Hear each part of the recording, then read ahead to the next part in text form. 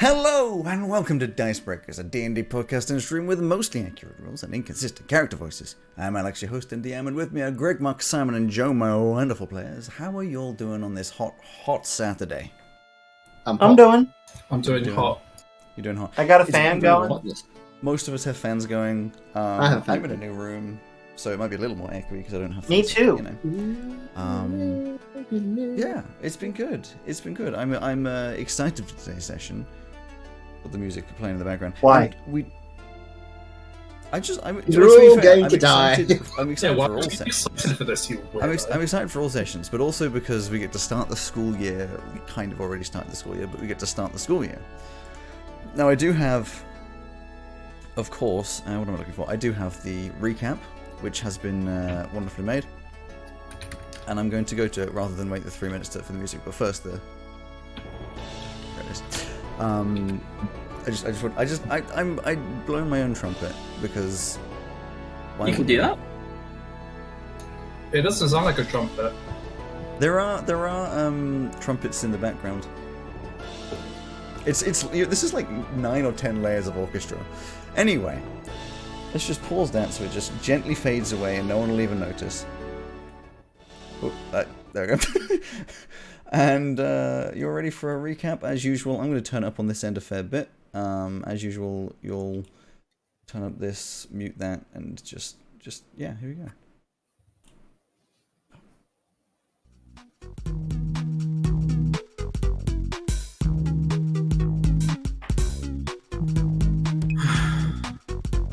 Hello? Good morning, Samir. As I'm sure you're aware, it's time for your first report of your activities at the university. This is to ensure that the program is working, and that it is worth both the time and money put forward to this project to continue forwards. So please, give me a solid rundown of the past week. Remember that we will be able to confirm if you are telling the truth. Right. Okay. Well, you already know that I got here last Saturday. All went pretty smoothly. I met my roommates, Calais, Maisie, Neva, Cromwell. It'll seem interesting in their own right.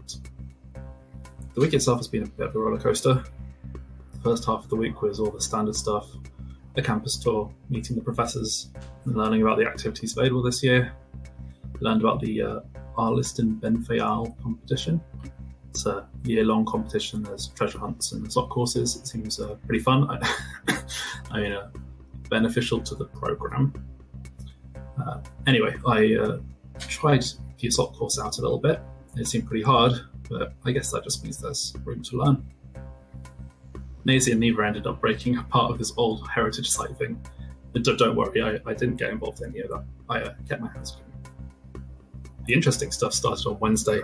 We got recruited by this old man to take care of a rat problem in his basement. I say rats, they were huge and smoky and slimy and kind of gross, all in all. We got rid of them and helped him out, so I guess you can add that to the list of good deeds that I've done. Speaking of good deeds, on Friday, 3 of my idiot roommates decided to go adventuring in the rough part of town. Something about a shopkeeper wanting them to find out who broke into his shop or something.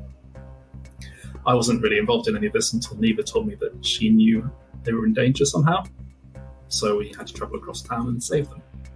I had to kill 2 criminal thugs to save them, both Oxton. I didn't get any pain in my head though, so I assume that's okay. Samir, ridding this world of the criminal scum is not a crime. In fact, it is a service. You did well. Thanks, I guess. The rest of the week was calm.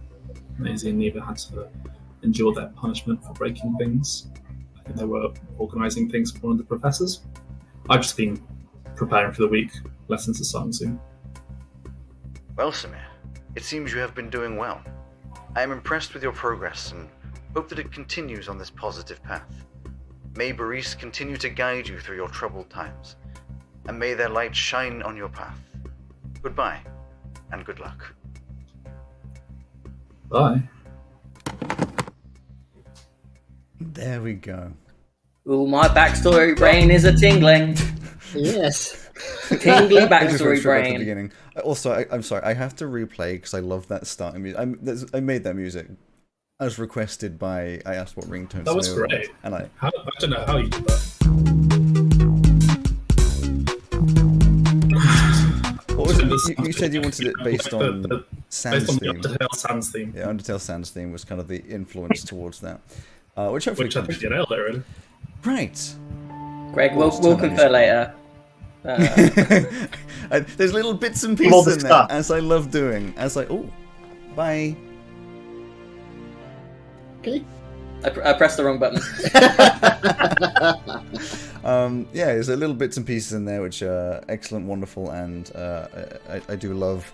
I love giving these little tidbits that you guys can know, but your characters wouldn't. Anyway, back into the main bit of it. So, the end of last week, we were on the Monday. The week had started of the actual school lessons. Now, I'm going to turn this music again because it's always so loud. There it is. So, we did a little bit of a weird skip past because both you, Dad, and Simon went away. We went across theology, did do movement theory, and we got to lunchtime. But we're going to go back about an hour or so to the beginning of theology, which both Carly and Samir are walking into. And here's your first thing. Unless, of course, any of you want to bring anything up pre me starting one of my little spiels. No, it's all right. No, Okay. we've just finished history. Okay. So, yes. So, Carly and Shmir, you meet up in Veluna Cathedral, because there's a few rooms in there. I'm sure you sort of collect up a little bit standing outside the room, ready to step in. And as you walk into the room, there is someone standing tall at the door. You know, just not exactly puffed out chest, but you can tell they're very used to standing straight and with a very good pose, and just nodding with a smile at each of you as you walk in. She is very tall and very muscular, and all of these features alongside her mint green skin are evidence of the fact that she is an Asimar. She is rather unexpectedly, however, wearing a graceful elven dress which shows off the cut, strong muscles on her body, not a usual sight. It is, as implied from that, not regular to see dresses on Asimar. They tend to wear more either armor or like working clothes, but you know, each to their own. I've lost my place. Once you're all in the room, you take a seat. She slowly walks to the front very gracefully and starts talking as she does, and says, "Welcome, students. I hope you all found this class easily. My name is Professor Mez. I will be teaching you about theology this year. As I'm sure you're aware, the world is a wide and wonderful place that is protected by many different entities of great power. We have celestials alongside the fabled old gods, and these entities are followed through prayer and faith to help guide those who find themselves lost. They can help us guide the magical forces of Gel to our will, or control the very fabric of our reality at our behest. But do not be fooled, this does not necessarily make them all good. Some in the world believe that individual celestials should be regarded as the one true deity in Gel, whilst others have faith in multiple. Throughout this year, we will be exploring these concepts and more to understand and learn what relation we have to creatures beyond our perception and how they interact with our world." At which point she continues on with the lesson, and her lesson is not slow-paced, but very easy to understand. She has a voice that is very nice to listen to, almost motherly. She goes through all of the outline of, excuse me a second, of the different modules that you'll be covering. She goes through the outline of just little bits and pieces here, gives you little notes, you know, pieces of paper, sort of support stuff. You don't really learn anything content-wise in this lesson, but you definitely get a lot of the introductory stuff during this year. And then, at the end of it, you are free to go, at which point Maisie is done with movement theory, and of course Neva having had a break. Cromwell also, you would have been having a break. You will meet up for lunchtime, probably, what would you say, in the big sort of park in the centre? Seems like a reasonable place. Or maybe in the refectory. Yeah, That's wherever where you, the food is. Yeah, wherever you probably in the.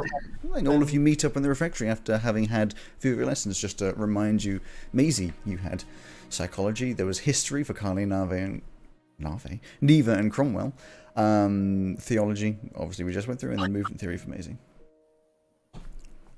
As you will sit down, grab a little bit of food, which is just sort of some, bits and pieces. Well, how's it going, everybody? I think I got about half of what Professor Gernthal was saying in psychology. It should be illegal to have a class that early in the morning. I don't know. I find quite nice first thing in the morning. We had our first couple of lessons. They were really interesting. I'm quite looking forward to this. Looking forward to this learning thing. I mean, it's very different from learning at the Acadoma, the monastery. Well, why? What was that like? Oh, well, the monasteries. It was let's say it's far more focused and a lot of repetition of the same kind of stuff. Also is a certain amount of practicality about dealing with people in poor areas and things. But this having a view from the outside, if you like, from someone who isn't sort of, it's just a bit wider worldview. I think it's got to help me a lot to understand more about the world and about people in it. I think really looking forward to it. It's been nice to have professors that aren't handpicked by my parents. But that's not a problem I've had, of course. But yeah, I'm glad to hear it's good for you. Well, why would your parents pick your professors? We were homeschooled. And they just brought people into the house to teach us. Oh. You must be quite embarrassed about that. You're staying very quiet for a minute. She got along with most of them. I was a menace. Did you find, was that because you didn't enjoy it, or because you didn't like the professor? They had us learning things like economics, and I couldn't give two shits about it. Is that where you learn? It's a big mood. Is that where you learn to stab people? I mean, there were some like a PE class, but it's about economics. Stabbing. No, not in economics. There were some extracurricular activities that Sure. Oh, that sounds right to me. Insight check. Run an insight? Can I do an insight? Yeah, you can do an insight. Lazy roll either deception or whatever the other one's called for Persuasion. Persuasion. It ran away! Whichever one seems most appropriate. And tell me which one you're rolling, of course. I got a 14. Yeah, but don't tell me. Oh. I want to work it out. Okay, just type it. Hold on. I have to use my phone. My backstory brain is all warmed up now from Simon's intro, so we're going now. We're getting to it. Sorry, it's going to take a second. I have a lot of apps to scroll through. I can just roll for you if you want. No, I got it. Okay. Right, carry the one. Yep, carry the one. Throw 17 dice. You say, how many things are you adding to this roll? What did you get, Joe? 113. A 14. 14. Okay. Yeah, it seems to be the truth. You have no real reason to believe that this wouldn't be the truth. Okay. So that begs the question, why would your parents pay for a lesson where you learn how to stab people? Self-defense, I guess. I mean, we were taught a certain amount of sort of self-defense and so on at the monastery, and we're very much against hurting or killing people. So, it's not unusual to learn a little bit of... and it's also good exercise, of course. I always like to go into how important it is for us to be self-sufficient and all that. Yeah. That and know how to run a business. I mean, where did you learn? Did you learn any kind of skills like that? Cromwell, when you were growing up, did you ever learn anything about self-defense, that kind of thing? Me, I'm tiny. I hide. I run away, and then when the magic started kind of manifesting, I picked up a wand and realized that I could kind of do something with that. But you've seen me in a fight. I'm not so. Sorry, it's the bassy notes in my voice. There's some real dubstep going on in the lunch while someone else has got some music playing. Bro. So I think that's that's it's definitely you. that's generally do. been like Somebody has. my fighting experience. I mean, there's like I was saying to you last night, there's a couple of other things I can do if I've kind of got the energy for it, but we had kind of not conserved that for our little expedition the other night. So yeah, but you could say self-taught, self-discovered. Where did you go to school then? I mean, I presume you must have had some education before university. I worked as a cleaner at a school in Cortia, and that was kind of had some informal stuff there. That's how I got the recommendation here, because you know, some of the teachers like me, and kind of it got me a recommendation. But I think mostly that's because of the kind of the magic manifesting. We don't really know where it comes from. But again, that is why I'm here, because I want to know how I can do better with it, and you know, so something like having the ability to pick out teachers sounds great to me. I mean, I don't know why you'd be so excited about that not being the case. That sounds awesome, because then you can choose what you, or I suppose your spawn. I don't spend a lot of time with children. Can learn, and that sounds great. The problem was more so that they never asked us what we wanted to learn. They just decided, you're going to take over the business. And I said, fuck that. So you don't want to take over the business and be rich forever and live a life of luxury? Not the way they do, no. I think a life of luxury is overrated. I mean, true riches doesn't come from money, does it? It comes from helping other people. All it really seems to have done for them is make them very bad at people. Richness comes from having a crap load of gold somewhere, right? Wealth comes from having a crap load of gold. Richness of the soul has nothing to do with money. I don't know. It seems like, well, maybe this is one of your religious things that I don't really get. It's just, I think, that seems a bit backwards to me. What about you, Samir? Yeah, that's a good question. What do you mean? What about me? Like, what do you think about richness, and also your schooling? Because you came here with a schoolmate, right? Yeah. Or a school nemesis, a school anti-Samir. Yeah. Anti-Semitism. Anti-Semitism. Oh, Excellent. Cancelled. Excellent. Yeah, I mean, did you have a lot of formal schooling when you were growing up then, or were you more like Cromwell, sort of picked it up as you went along kind of thing? I mean, yeah, I guess I kind of tried to avoid it. You know, I like hitting things with them all. I mean, it comes in handy. Everybody has their strengths, don't they? I suppose what we're here for is to learn when to hit people and when not to, and hopefully only to hit people if they absolutely if there's no alternative. Or unless we're being paid to. I'm not sure about that one. I mean, I know I can understand when you different backgrounds will affect us in different ways, and you know, I've been very lucky. I've never had to worry about where the next meal's coming from, or to worry about a roof over my head. I mean, I haven't had a lot, but I've had enough.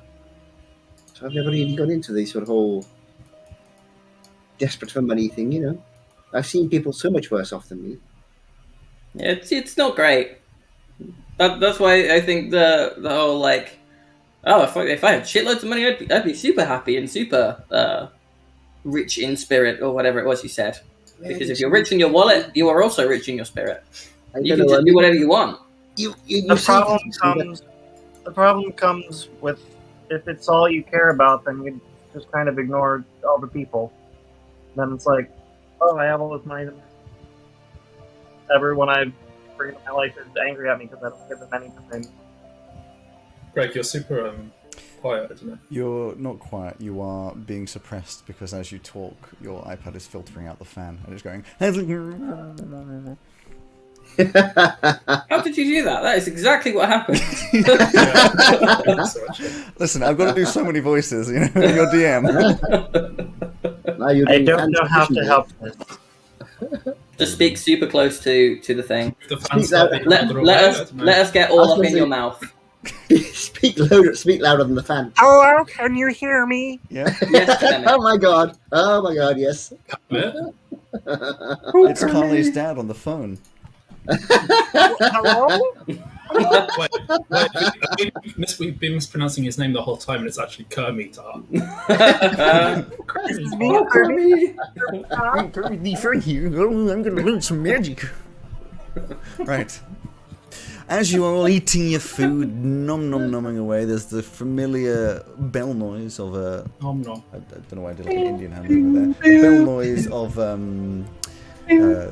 class starting for 1 o'clock p.m. Familiar bell noise of a bell. The lessons that you're all going to, and I'm going to tell you this even though you all already know what your schedule is, of course, but... At 1 o'clock, it's Therion Studies. Neva heads off to Therion Studies. Samir, Keep calm and Therion. you head off to Combat Tactics, and Carle and Cromwell, you both head to Arcane Theory, which is a nice 2-hour lesson. What a start. And Maisie has a free period. Maisie has a free period. No supervision. So, Free period is free period if you just don't go. we'll start with the Arcane Theory.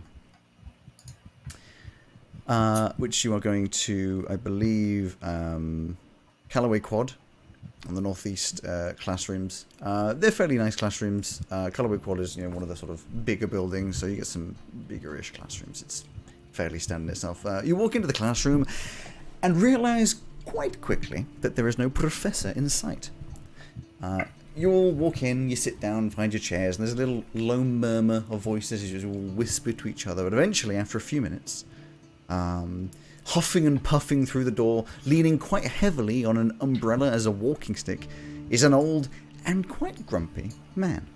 The wrinkles and complexion, which I think is corrected to completion, say he is human, and the balding grey hair confirms it. Once he's limped to the front of the class, he looks over his half-moon glasses, somehow looking even more grumpy than before, with one raised eyebrow and jowls that could compete with a bulldog, before grumbling out some words. And before I say what he says, I realise I didn't send a picture of Professor Mez, and I also have one of this too. So if you give me a second, I'll go to my... where are the professor images? Where are the professor images? So this is Ashwell Morthargus, I imagine. So Yes. this is Ashwell Morthargus. This is Elusive professor. There you go. So first things first, I'll show you Professor Mez. Surely This the subterfuge professor should be the others. And then secondly, I will show No, because you. I've not been able to speak to this guy yet. I've tried like 4 times. Ashwell Morthargus. Neon yellow wings. So how do you usually end up showing this on here? I think if I end up clicking on that and then... But I don't have a beard. Wait, is that umbrella has a spell as the top bit of the umbrella? I like it. I like his shoes. I'm going to make sure that this is actually... So on the stream, there we go. We've got Ashwell Morthargus and Sabina Mez, who are both... yes, it's very, very old and grumpy, and I enjoyed that very much. Right. Apologies, I'm not used to having to do this kind of thing. Sorry. It's not your fault. Not your fault. So... Greg, the expert, normally does this stuff. Yes, he grumbles out some words. He says, "Everything you think you know about magic is most probably wrong. It isn't made by gods. It doesn't come from pixie dust. No, it's raw science in action. Magic is a force, just like gravity or wind, that exists in all of the space around us. Those who are clever enough can control this force to do their bidding with ease. Magic is not good, nor evil. Magic does not have an opinion or a conscience. Magic is whatever you decide to do with it. In this class, you'll be learning all of these basics in excruciating detail, and if you pay attention, by the end of the year you'll know the basics better than you know yourself, and will be able to control, create, and even understand the raw power that we rely on in this world. So stop gawking at me like I'm some kind of circus freak, and let's get learning. The lesson is long, 2 hours of his voice, and though it is extremely informative, it goes quickly. It's speeding past. If you're making notes, you have to be using shorthand. If you're trying to listen every now and again, you miss a word, it's too late. It's already gone. It's difficult to follow, but extremely complex, and it is all approached extremely scientifically. As he had said, there's nothing that says magic is just like, it's a thing that you have. It's all around, like, magic comes from somewhere, magic is used in some other way, there is a formula behind everything, to the point where you're almost convinced that he could explain the scientific formula behind each spell in, like, the detail of how it's made, like a chemical composition. It is very interesting, but by the end of it, your brain will be hurting. There's no break through the 2 hours, he just powers through, and then as soon as it ends, sort of like a 5 minutes before the hour, he's gone. He doesn't mention midichlorians, does he? He doesn't mention midichlorians. So your brains are probably hurting by the end of that. Meanwhile, I won't do the Therion study. I would, as he's heading out the door, I would attempt to flag him down, but whether or not he does or not. You get the feeling he saw you, but just doesn't. It just doesn't pay attention. Maybe a bit of a as he walks past, and he's just stumbling off, using his umbrella as a walking stick. Even though it's not raining outside. I'd still be scribbling notes down all the bits I've missed. Mm-hmm. I will go through the Therion studies one, because I know all you guys are probably... I mean, it's up to you. Are you interested in hearing it as well? Or Yeah. I'd like to know what Therion studies is. So, We can tell Purdy what Neva missed later. exactly. Yeah, and I yeah. figure she can listen back. She won't. Obviously, I will get another image for this one. So, to Neva. As you walk into the classroom, you see a very large creature, almost reaching the ceiling with his head. He has a worried look on his large, square face, not doing a very good job of hiding the awkwardness behind the large yellow and black eyes.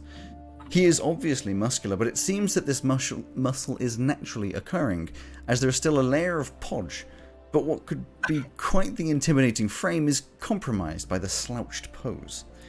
The creature is evidently a furball, shown by the blue-grey skin and cow-like ears, and is wrapped up in fur-lined leathers, probably not a fan of the cold.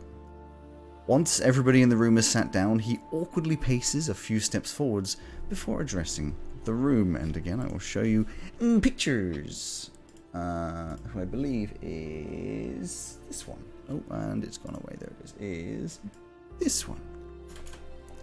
Professor Broadwell. Which, again, I'll do an attempt to make it appear on stream. Again, I'm impressed by the shoes. He looks like a nice chap. It's just not loading. There it is. Yeah, the awkward kind face. I'm very impressed by how much I managed to make that face look how I wanted on a program that is not made for that kind of stuff. So he speaks. Good afternoon, everyone. My name is Professor Broadwell, and I'll be teaching you a Therion Studies class this year. I'm sure it will become evident throughout the year that I'm very passionate about my subject, and I hope that from my teaching you will also become as passionate as I am about the subject. This year we'll be exploring all of the wonderful details of the beasts that roam this world, including animal physiology, understanding behavior, habits, environments, and homes, and avoiding extinction. I've always believed that a hands-on approach is the best way to learn, so I'll be doing my best this year to make sure that you get real interaction with some of the beasts you learn about. So, without further ado, let's start learning. And to Neva, I will say, it's a kind of like with Professor Mez, a very gentle lesson, very kind, sort of, fathering in this case, interactions, listening to everybody, but does seem very awkward, almost like they feel as though they shouldn't bear a bit of imposter syndrome. But it is adorable. Let's just be honest. I know they are a completely different individual, but I just want my headcanon is that that's Melon that has transformed himself into a tall furball just to be different. And yeah. that warms my heart. Oh, Melon. Meanwhile, My little jazz imp. Professor Evil. Broadwell. Meanwhile, in combat tactics, which I believe is in the guild hall, Samir. Yes. Needs. Combat tactics. There we go. You walk into the classroom to see a tall human figure leaning against the professor's desk with folded arms and a slightly amused and slightly curious look on his face. You would recognize this figure being the one that approached you in the Meet the Professors area and spoke to you saying that he was charged with keeping an eye on you. He has a large, muscular frame and a chiseled jaw with smartly swept back hair. As you look around the room, you can see a few of the students visibly swoon at the sight of this professor as they walk in and take a seat, and I'm sure your eyes roll back as hard as they can into your skull. Once everyone is situated, the professor steps forward, standing in a relaxed military pose with his arms behind his back. And I've already shared an image of this, you know, who this guy is. And says, "Welcome everyone. I trust you are having a good day so far. My name is Professor Longwin, and I am one of the professors for combat tactics." So what does that mean, combat tactics? Well, it's the combination of brains and brawn whilst on the battlefield. It outlines the importance of a strong mind and a strong leader in combat. During this course, you'll be learning how to best defeat those on the battlefield, identifying weak points, understanding advantages, and most importantly, learning how to command others in the fight. Sometimes the most important role in combat is not the person holding the blade, but the one guiding it. So, let's get going, starting today with our introduction to tactics on the battlefield. And Samir, this lesson is, I don't know how bored you are listening to it, but it's fairly informative. You get the feeling that the person, your professor, has been in some fights and genuinely has a good idea of what he's saying. It's not this sort of, I'm a general and I just tell people what to do. It's like, I've worked my way through fighting and maybe adventuring, and now I'm passing on knowledge. So it's interesting. There's definitely some ideas of things being introduced that you haven't heard of before. Especially like the bigger battlefield-based things, and it gets the general feeling that you're going to learn a lot. Not necessarily about how to fight with the blade, but how to guide and help other people whilst in a battle, if you're ever going to be in one. Yeah. After that, do stop me at any point if you want to do character interaction. I'm just going to happily go through all of my my professors. This is halfway through Arcane Theory. In fact, as a check-in, how's Carly and Cromwell doing after the first hour of Arcane Theory being spoken to by the professor? And you get fascinating, but really hard to sort of absorb it all. Mm-hmm. Yeah, probably. I'm probably not making as thorough notes as Carly next to me. I'm probably just writing down kind of like, almost like chapter headings of like cliff notes to then go back and write down later, and more active listening than kind of attempting to scroll everything down. Fair enough. So, Maisie. After Hi. your hour break, what did you get up to in your hour break? That's what. That's just the alarm saying that it's time for the next lesson. Simon, I'm pretty sure that's coming from you. It's either Joe or Simon. I'm pretty sure it was Simon. It ain't me. I don't have an alarm. I don't know if that was just outside. It might just be outside. Simon's house is reversing. I think it's outside the house, Alex. But if you see flame and smoke behind him... Weird. Yeah. Although Anyway. it did stop when Simon muted, so... I'm torn. Because there's two- Sorry. I either would just like go check out the obstacle course again and get a little practice in one of the sections, or actually no, I'll do that. I'll do that. I've thought through it as I was talking about it. So at the beginning of the hour, you step over to I need to bring up my things that says.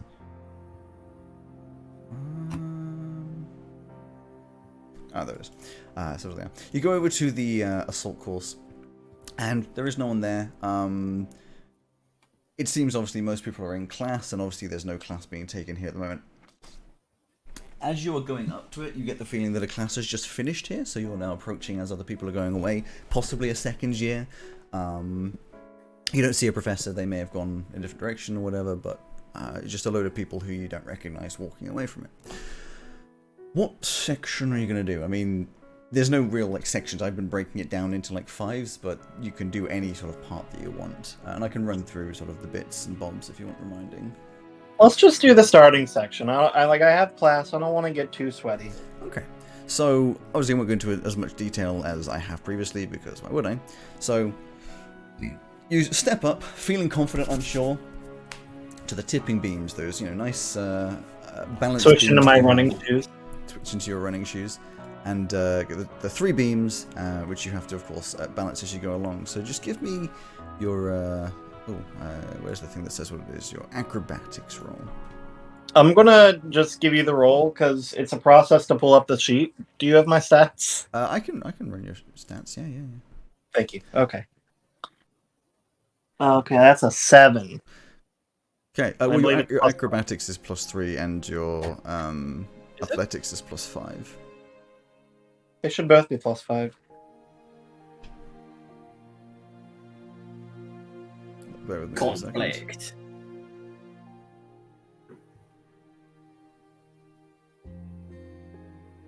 I see where the issue is. They are both +5. In which case, yeah, you can add those numbers on. That's not too hard. I have the character sheet. 12. 12.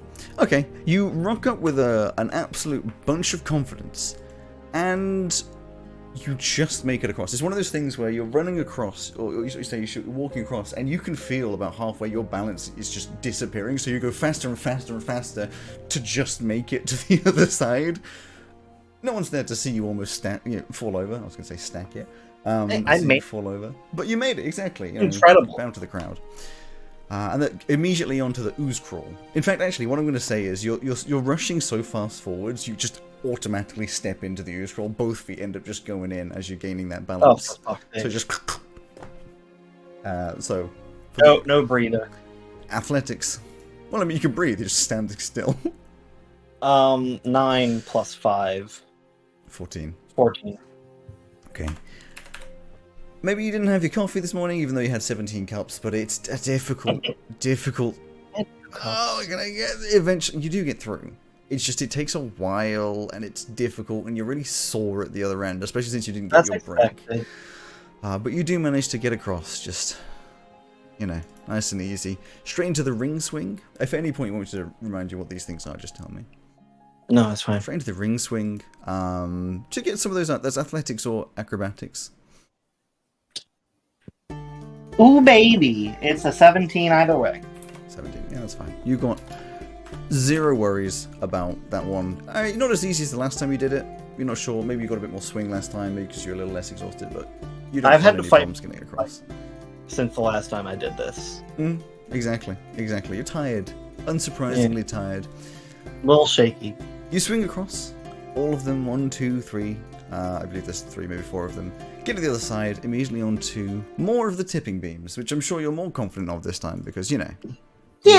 You can do it a second time. Athletics, no. I really can. Acrobatics. 24. 24. Yeah. Yeah, natural 19. I mean, you basically had practice at this point. You just... they barely even move. You're going so quickly and nimbly that they don't even tip like seesaws. You just... I do a somersault. Exactly. Yeah, why not? Just do a flip at some point. That's fine. Some rando straggler from the previous lessons like, hey. And that leads you directly onto the log traversal, your spinning log, which is normally like where I do the sort of end of the first section as we've done it previously, which I believe is a acrobatics as well. It's an acrobatics, okay. Not so well. 8 plus 5, 13. 13. You start confidently after having done such a good job on the tipping beams. You get like 3/4 of the way before you start wibbling, get a little shaky leg, and you just can't make it at the end. Eventually you end up slipping, rolling off, and landing on the ground. It's not too far or too hard. It's more just like one foot ends up stepping down. An unfortunate result, but yeah, you don't make it across. You run in the same time. Face the ground, I just go, I meant to do that. No, I'll call it there. Okay. In which case, that's probably taken about maybe 20 minutes all in all, maybe a bit less because pauses between and just analysing and stuff like that. You're probably a little tired. Not too tired, but just a little. In the guild hall, is it just classrooms, or is there like someone to speak to about specific martial training? So there are no offices in the guild hall. Let me just confirm that. Yeah, there are no offices in the guild hall. All of the offices have been in other areas. You might be able to find a teacher somewhere, but they'll probably be teaching if they're around here. Okay. You haven't checked the woodshop or the forge either, so because Etch might be there. That Macy has no reason to go there. Yeah, but that's just a hilarious character interaction. Yeah, that's not gonna happen. I don't want to walk because this is where my next class is. I don't want to walk too far. You could just go into the gardens and sit down. No, I'm avoiding the gardens. No, the other gardens. 2 sets of gardens. I'll go to the other gardens then. Yeah. So you walk over to the student lounge. There's the student gardens, which are lovely and very well set out. Some benches, a couple of flowers. Some of those like picnic bench things, where it's like wooden seats on either side and it's a table. There's a couple people chilling around here. No one you recognize. Just having a little bit of a late lunch in some of their cases, or just doing some studying, written stuff. Some of them looking a little tired. They might have also done an assault course recently. So. I'll sit under a tree or something and just put my headphones on and listen to Terraform. Okay, yeah, you listen to some music, blasting in your ears, nice and calming. As a little breeze goes past, it's quite a cool day, on like a lower teens centigrade. Yeah, quite a nice time. Eventually, that hour is up, and you have to get up and go to your subterfuge. Which one's next on my thing? But first, back to, because this is the order I have it on my sheet, and I can't bother to bounce back and forth. Neva goes to botany, which is in Callaway Quad. Who, in fact, you would walk past. Samir, you would walk past Neva. Probably say hi as you're going to a similar classroom in Callaway Quad, same area. Meanwhile, Arcane Theory is just still going. Anyway, with botany. To Neva again. As you're walking across the quad, approaching the classroom, you start to get a faint whiff of a very floral and quite lovely smell. Once you get to the classroom, the source of the smell is very obvious. The room is littered with all sorts of wondrous plants placed around the room to give the feeling of entering a wondrous clearing in a magical forest. Sitting at the front in a rather marvellous-looking wheelchair is a grung, carefully tending to one of the more exotic-looking plants that almost seems to be breathing, or at least moving as though it were breathing.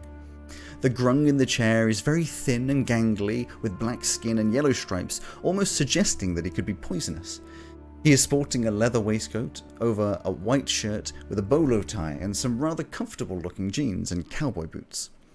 As everyone settles, he moves his wheelchair to the front of the class using some sort of joystick and pauses before talking.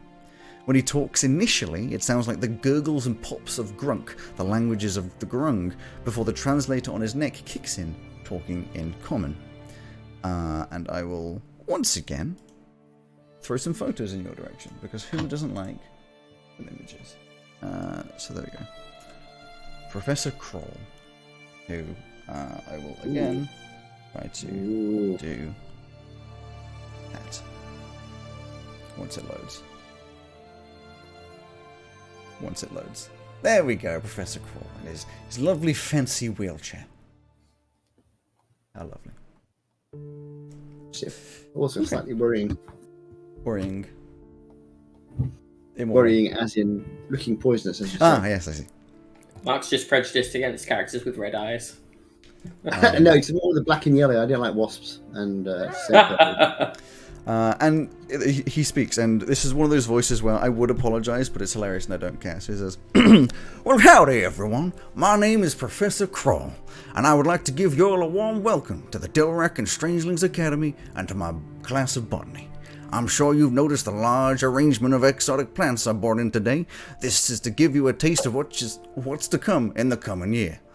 We'll be looking at a multitude of different species and a genus of plant from all around Zhao, and learning the uses, dangers, and environmental details of said plants. So without further ado, we shall get on with the class. And that continues forward a very interesting accent, which... I have a question. Yes? Or I guess less of a question and more of a comment. Is, did somebody design the translator so that Grung was translated into a cowboy accent, or is so out of your characters wouldn't know, but you guys have heard Grung before, and it wasn't like that. This is either a personal choice or whatever. Or is it that in Grung he also speaks with a cowboy equivalent accent, and it's just being translated? You don't know. I like the idea.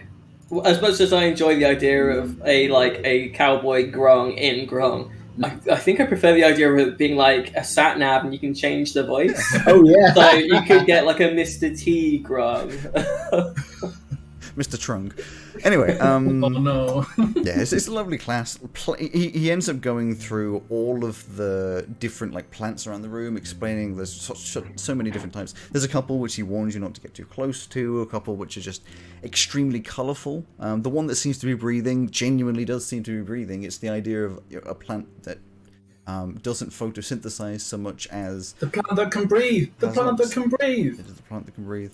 So yeah, a wondrous and very special lesson. Meanwhile, Samir, you're going over to law. Which will be fun, I'm sure. As you walk over to the classroom is silent as you enter, the only audible sound being the low, dissonant whispers of the students already sat down, and the low hum of something in the ceiling, maybe heating or power, just that general, room noise hum. At the front, sat up straight in a chair, is a Triton lady, small in stature and delicate in features. She has the natural blue skin of a Triton, with the natural golden markings on her face, and wears loose dress-like clothing with some pretty jewellery on her wrists and neck. She waits until everyone is settled, and then stands up at the front waiting for the whispers in the room to die down, and as soon as they do, she speaks, and once again, to keep up some consistency, I'll throw an image in your direction. Which bloody one is this one? Where are you? I've forgotten who this is already. What's your professor's name? Good question. Professor McGen, I believe it is. Yeah. It's Professor Sawyer, the lawyer. Professor McGen. McGen. There you go, picture of Professor McGen, who I will again bring up on the old... What's a Madoodad? There we go. So, again, I feel like I will apologize, but won't apologize for this because I'm varying accents.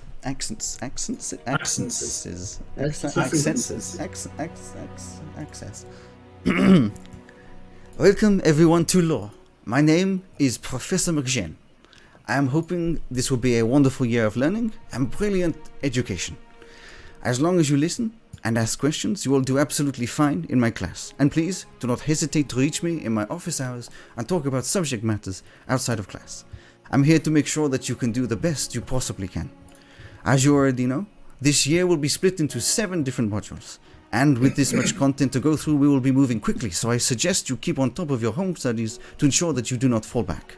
There will also be a quiz every 2 weeks to make sure that you are keeping up with this content. And if it seems you are struggling, I'll be running a weekly evening class to help you out. Okay, so let's get started with criminal law. As much as the accent is obviously fun and the lesson, professor, it seems very, kind and gentle, the content, at least for you, Samir, is not particularly interesting. I mean, you're starting with criminal law. It's a lot of the, ins and outs of law, starting in Carmanthia, moving to, how it differs in different countries, and just sort of the general overview of how it all works. I'm not sure you're particularly interested, but, you know, it's not too difficult to listen to. There's not a lot of complex stuff yet. It's just a lot of, like, starting details. But after the hour, eventually it ends, and she says her goodbyes, and you all get up. There's a bit of a different vibe in this classroom. Most of the students sort of stay quiet. You don't know if everyone's staying quiet because everyone's staying quiet, or if it's just the people who have taken law are just quiet in general, but it's one of those where you feel like you can't really say anything, or it'll be noticed immediately, and it'll be all awkward, and so, yeah. But eventually, yeah, that lesson's over, and you all end up coming out of classrooms at a very similar time. Probably all seeing each other at least for like a 5-minute gap, because a lot of you are in Callaway Quad, except for Maisie, unfortunately. A lot of you are in fact, all of you except for Maisie are in Callaway Quad as you all step out and sort of say hello and move on to the last lesson of the day.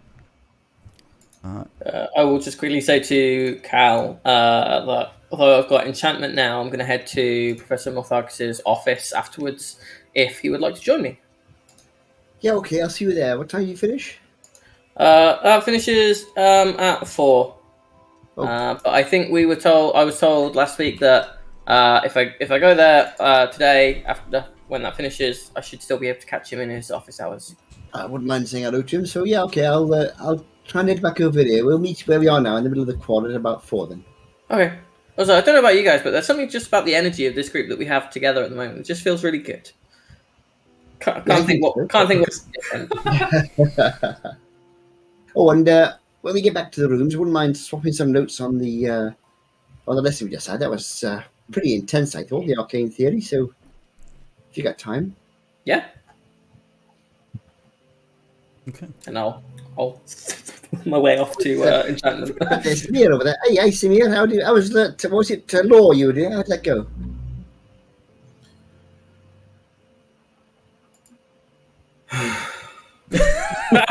Oh dear. Well, I have to be honest, it sounds like quite a hard course. I'm sure you'll be okay. You're a clever chap. I think I had that conversation with an old housemate. I just love in all of this magical world learning law. Can you get more law? It could come in handy. I mean, you never know if we accidentally sort of knock a house down or something. Anyway, I'm going to head back over to the... I think I'll head over to the... that grassy area. Have a little bit of a rest in the sunshine for a bit. Try and read through my notes and wait until 4 o'clock. So enchantment. Where are you? I believe it's still in Callaway Quad, so you can rather quickly get over there, or at least in your steps. CQA2. Yeah. The first thing you see walking into this class is a rather intimidating and grumpy-looking hobgoblin, who you've of course seen before. He is fairly muscular, with a tall and large frame, staring into the classroom with his yellow eyes atop a black sclera. His skin is deep red and accentuates his black hair, which is placed on a bun in his head, coming down to thick, long sideburns on his cheeks. He wears long flowing robes and a cape. As you're all settled, he gives a big sigh as though he doesn't want to be there, and speaks. Alright, time to get started. My name is Professor Preston, and I have the honour of teaching you some of your enchantment studies this year, alongside my colleague Professor Morthagus. Hopefully you're all ready and prepared to get started, because this year will be fast-paced, and if you aren't paying attention you will be left behind. So let's not dilly-dally on the details and get right into it. First up, manipulating the mind. And just like that, straight into a lesson. Fairly easy to follow his definitely not Scottish accent as you listen for the hour. And it's like there's no introduction or anything. You're like straight into the meat of this. You're learning already about the basics of enchantment and how it starts to work and how the reasons why that might sort of particularly work when affecting people's minds. And you're like straight into the meat of it all. It's a fairly interesting hour, though again a lot of details. Your brain's probably feeling pretty tired at this point anyway. But you get a good amount of information. You probably take some notes, and at the end of it all, you get a fairly early end to the day. Not as early as everyone else, as it just approaches that 4 o'clock mark. Before we finish, so during the lesson, I would like to have a look around at who else is a student in this room with me. Like, how many of us are there? Is there anyone I recognise or anyone that stands out? So let me quickly... there is, of the people that you have recently met, so obviously the people in your classroom, there's the people in the sort of couple apartments around you who you weren't particularly fans of. You don't see any of them in here. Okay. Excellent. Okay, and roughly how many people in this class? You're looking at a solid, like, 40. 40, okay. It's a fair few, not as big as some of the classes get. You generally get the feeling that the specific schools of magic lessons tend to not be quite as big as just like the Arcane Theory one. The earlier today, your Arcane Theory had 65, 70 people. Like, it was a much larger classroom, or a much larger class of people, I should say. And then at the end of that, yes, you are all ready to, I believe you said you wanted to go over and see, which professor was it? Yes, so from what we had, it was actually when talking to Professor Preston in the preceding week, he'd said, I think we're falling into the time, he said Professor Morthagus would be in his office for his office hours and to then come back on this day at this time, basically. So I'll pick up Cal on the way and head to his office. Okay, so you would be aware that his office hours are from 3 until 4, and this lesson, probably finishing a little early because it's one of the first lessons, you have like a maybe 5-minute window before you're not sure whether he'll accept you in as the office hours. And you've got to get over to the Arcanum, which isn't too far away. Maybe you got a bit longer than that. You know that you'll be like pushing the edges of how happy he'll be to see you. But you get over to the Arcanum, you go through to the office area, or at least knock on the door. In fact, actually, you realize quite quickly that you're following your professor, your hobgoblin professor, pretty much the entire way, because he's going back to the same offices. And as you get there, he walks in, you knock on the door, he immediately turns around, and he's like, yes? Hello, we're here to see Professor Morthagus if he's available, please. Right. And that was a great intro to enchantment. I really enjoyed it. Thank you. He turns around and just goes back to whichever office. Does he leave the door open, or is he going to get... The door is on like an auto-close. Like, it's Okay. one of those sort of slowly closing as you see him wandering off. And then after a couple seconds, a couple minutes, he comes back, the same professor comes back, opens the door and says, "You've got about 2 minutes." And then he goes off to his office. That's great. You walk through and get to this much larger office than the rest, which on the front says Professor Morthagus, Professor Ashwell Morthagus. And the door is closed, but you can see through these like misty windows. There's definitely movement of somebody inside. Quick knock. You hear a, "Oh, yes." Open the door, poke my head around, go, hello, Professor. We'll just be very quick because we know your office hours are closing soon. I'm Cromwell. This is Carly. We were in your Arcane Theory, and I'm also in Enchantment. Looking forward to seeing you teach that. I personally, I just wanted to submit myself for consideration for an apprenticeship with you. I've already spoken with Professor Kitwain as well, and they'd said that you were a good person to speak with. So yeah, I would love to work under you and learn from someone at the top of the field. So if there's anything I need to do to submit an application or something, just let me know, and I'll be happy to do that. Apprenticeship. Well, what's your name?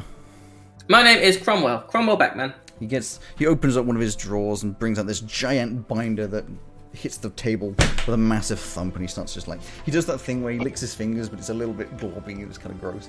So it's going through a load of pages trying to find. Eventually, he's like, oh yeah. And he's obviously reading what upside down you can recognize as like an application letter that you wrote, or at least part of it. He's sort of going through.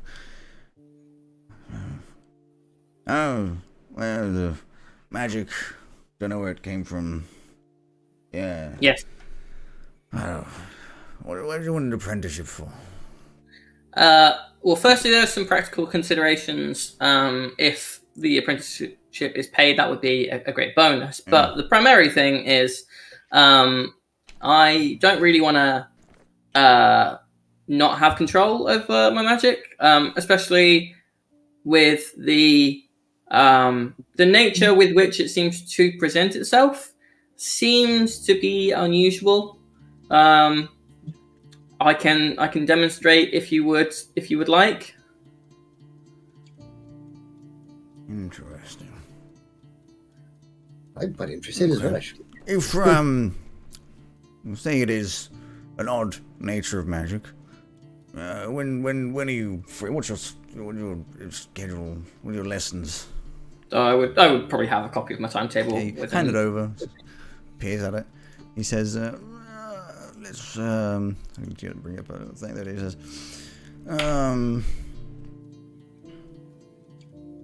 Actually, I need to find your timetable as well. Do you want me to give you an example? Tomorrow morning, 9 o'clock. Great. The upstairs in the practice room. It'll be free. You better show me impressiveness, and then we might talk about. I'm not sure about paid, but I'll be interested to experiment. To work out where your power comes from. Yeah, of course. Yeah.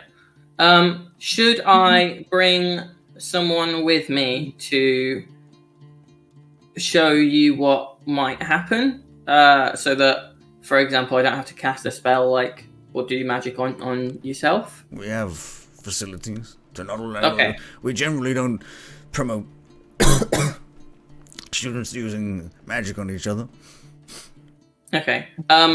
If I may just give you a very quick thing, it's slightly different, but it's still part of the thing. Can I and I will telepathically say, I can do this as well. I don't know if this is to telepathically do anything, and you feel almost like a boundary, like a block that you haven't really felt before, that just completely blocks you from entering his mind. like a mind blank, perhaps, or. And he looks at you as if he knows what you're doing. He's like, he's curious. He doesn't say Maybe anything. he doesn't have a brain. Yeah, so there's that. Bye. So yes, tomorrow at 9 o'clock, upstairs, room number 3. Sounds great. Do you drink like coffee? Do you want me to do? I don't know if you're. Just bring yourself, and we'll discuss later. Okay, great. It's worth anything. You better not waste my time. I will certainly be endeavouring not to. Thank you very much, Cal. Was there anything that you wanted to? No, I just wanted to say how much I enjoyed the lesson. I mean, obviously, any extra help you can give me, I've got a similar, not quite perhaps the same, but I've got a similar thing where no experience of magic in my family at all. So any guidance and so on, I can get. You say nothing in your family. You do have a magic relative of a kind. But he wasn't a blood relative, though. He was adopted. Name? My name, Kale Ta. That's oh, strangeling. Free. Do you know where your magic is from? Not a clue, no. I mean, the only, as my friend Cromwell says, I obviously had quite a well-known user of magic sort of part of our family, but he wasn't a blood relative, and I don't know where my magic's come from. My parents don't have it. Oh, your magic's anything like your great uncle? He's sort of a cousin, I suppose. Then probably from the gods. Well, celestials. That's interesting to hear. But why me? I don't know. Why anyone? It's a fair answer, I suppose. But any guidance or extra work? I'm not the one to be giving you guidance or that sort of stuff. Professor Mez will give you the outline of those, probably. Oh, right, Joe. Thank you. That's very interesting. Thank you. Well, I shall certainly look forward to the next lesson anyway. And good luck tomorrow, Cromwell, with it. I'm sure you'll both get along famously. Well, I have things to do, so. Yeah, thanks for your time, Professor. Yes, indeed. I'm sure they're very busy. Very busy, man. I'll see you at the next lesson, whenever that is. Tomorrow afternoon. Cool. We'll head out. I'm done for the day, Cal. Are you? Yeah, that's me done. All finished. Do you mind if we go back to the flat and I'll tell you about what it is, because he was very keen on me not wasting his time, so I just want to make sure that you don't think that I'll be wasting his time. Yeah, absolutely. We can exchange notes on Arcane Theory as well. Okay, Yeah. great. Yeah. We've got a sort of similar thing about trying to understand our magic, so yeah, absolutely. Anything you could do to help our course as well. Okay. So I'll head back. So you head back. Where's everybody else at this point? I mean, you all would have been. It's brown. I'm in by now. You are where? in subterfuge. Oh, subterfuge, yes. You know. This is like 4 o'clock. Subterfuge finished at 3. We didn't go through the Oh, subterfuge. we didn't do it then. We Yeah. did not do subterfuge. We skipped it. I apologize. It was so subtle. Do you know what? Yep. The reason I don't have one written down for subterfuge is because I did one for each professor, and it'll just be the same as it was for theory.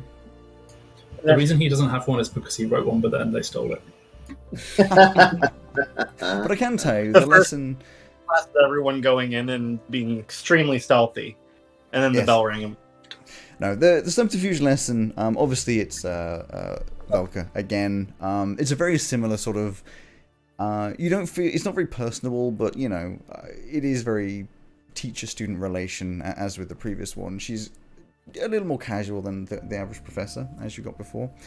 The lesson itself, interesting. It's another sort of introductory one. Obviously, different topics as it was before. You know, it does cover a fair bit of what you'll be going into. A lot of interesting topics. It outlines how with subterfuge it is not teaching you how to steal things from people, it is teaching you how to know if someone is being stolen from, and that generally, of course, it is not. There is a lot of things about sort of the legality and where it fits in and where this could place you in the world if you became very good at that kind of thing, like bodyguard, protection, working in certain areas. The entire time you aren't paying attention to a single word because jingling about on her neck is this purple orb that's just keeping your attention the whole time. Oh, I'm paying attention, just also to the orb. Is there At anyone the that end you of that recognize there? What? Is there anyone that you recognize there? Yeah, is there anyone I recognize in this? Is class? there anyone you recognize in where's it gone? Subterfuge. Neighbors in here? There is one person that you recognize. It's the neighbor from the girls next door, the one that is kind of punk, the same sort of like punk outfit that you've got going on. Damn it. She is your replacement. What? Would you What is say she in- replacement or upgrade? I don't know. Is she in the movie theory class as well? Yes. Damn it. Oh, was Baron in any of my classes? Baron was in law, saw you, completely ignored you. You would have also seen the sort of leader kind of dude from the people opposite that you don't like, the one in the leather jacket, was also in your law class. Wouldn't expect him for a nerd. At the end of subterfuge, can I approach Velka? You would attempt to. She sticks around a little longer than most of the students, so she's just at the front making notes, doing all those kinds of things. And as you step up, there's evidently initially no recognition that it is you, because it's just sort of like, oh, there's a student approaching, and she sort of says, yes, how can I, and then pauses as she sees you, like, help you. I had a weird question. Mm-hmm. If we wanted martial training in a specific weapon, how would we go about doing that? Interesting. What weapon are you looking at? I forgot about your thing with like the chain knife. While we were inventorying the armory, I saw the chain knife, and it seemed really cool, and I wanted to. It seemed very specialized. So I wanted to see. You are correct. It is specialized. I would suggest you do a few lessons before you start thinking about that sort of stuff. I mean, my schedule is, as you can imagine, fairly full. It is not easy for me to take time to individually teach, but I like initiative. I will give you 2 weeks. Do your own research, and then we'll have a little meeting in the guild hall. You show me what you've learned. I'll see whether it's worth my time to teach you anything. Got it. Okay? Thanks for your time. So that would be in 2 weeks on a... She says 11 o'clock after movement theory in 2 weeks' time, which would be the... Is it you're here? 23rd of September. Okay. 23rd of waking up in September ends. Oh, I wrote September ends because I was singing it. Okay, thank you for your time. Bye. Okay. I'm also writing that down, of course. A boot. I can't... I put about like I'm Canadian. Okay. And she... Been studying. Yeah, she kind of quickly just like, okay, cool. And then just gets down, writing some other, notes and things, as seems to be the eternal. Eternal. I was very aware that I looked at the... oh, there it is. The stream. It stopped for a second. Okay, yeah. And then you, I'm sure, put her off. Do you go back to the apartment? Yes. Cool. In which case you probably all meet up back at the apartment about 4 o'clock. You're all sort of in the same place. And Carly, Cromwell, you're the last ones to turn up and to walk in.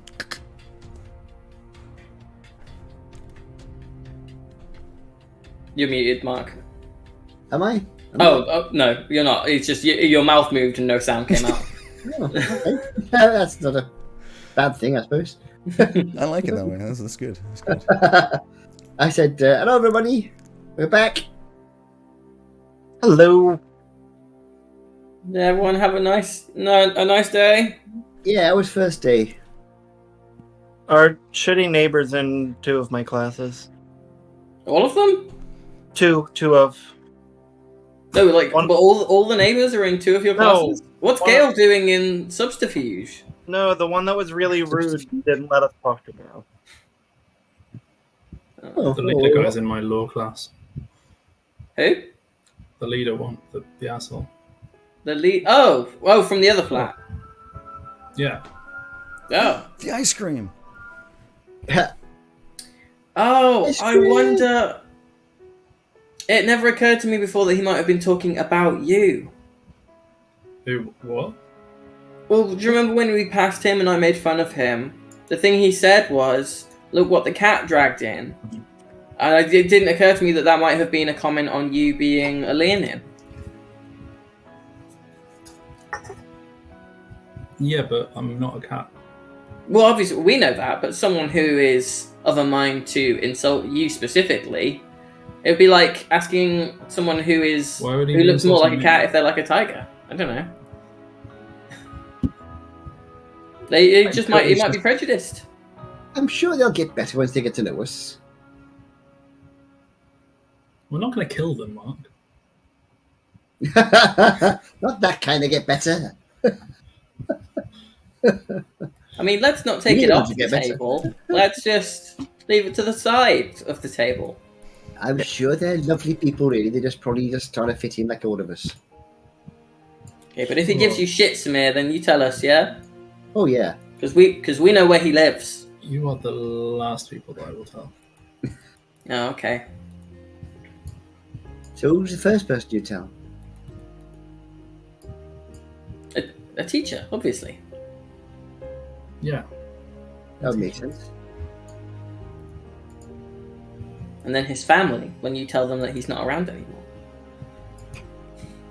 I don't think we should be doing that kind of thing What? at university. You know, we're all friends here. Well, that was more of a joke. That was because you said that we're not going to kill them.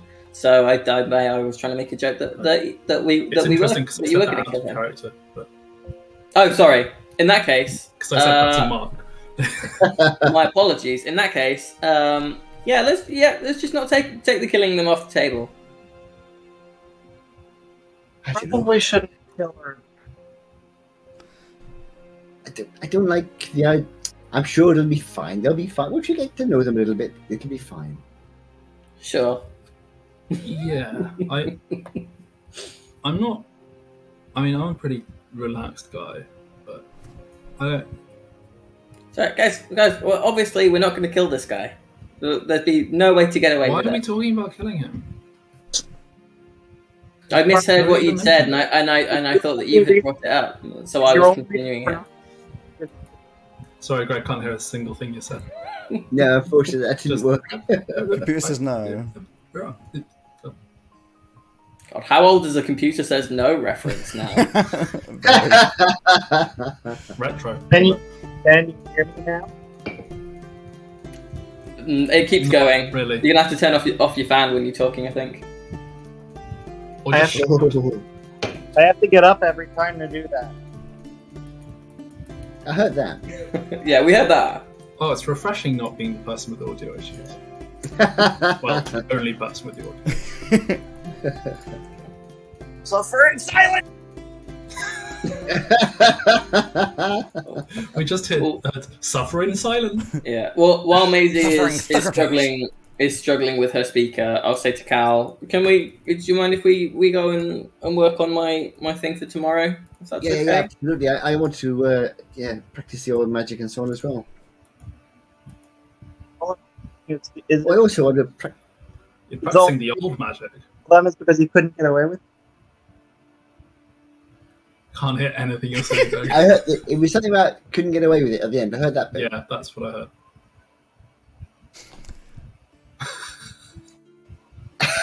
It was working fine. Try again. It's working fine before. Project your voice. I don't want to be too loud because the windows are open. That works That was fine. That was fine. good. That was great. Yeah, you're crystal clear there. I have to yell? No, that was also fine. That was also fine. Yeah, yeah. That's okay. No, that that's was not fine. fine. Yeah, that was not fine. Just run upstairs and shout into my microphone. Yeah.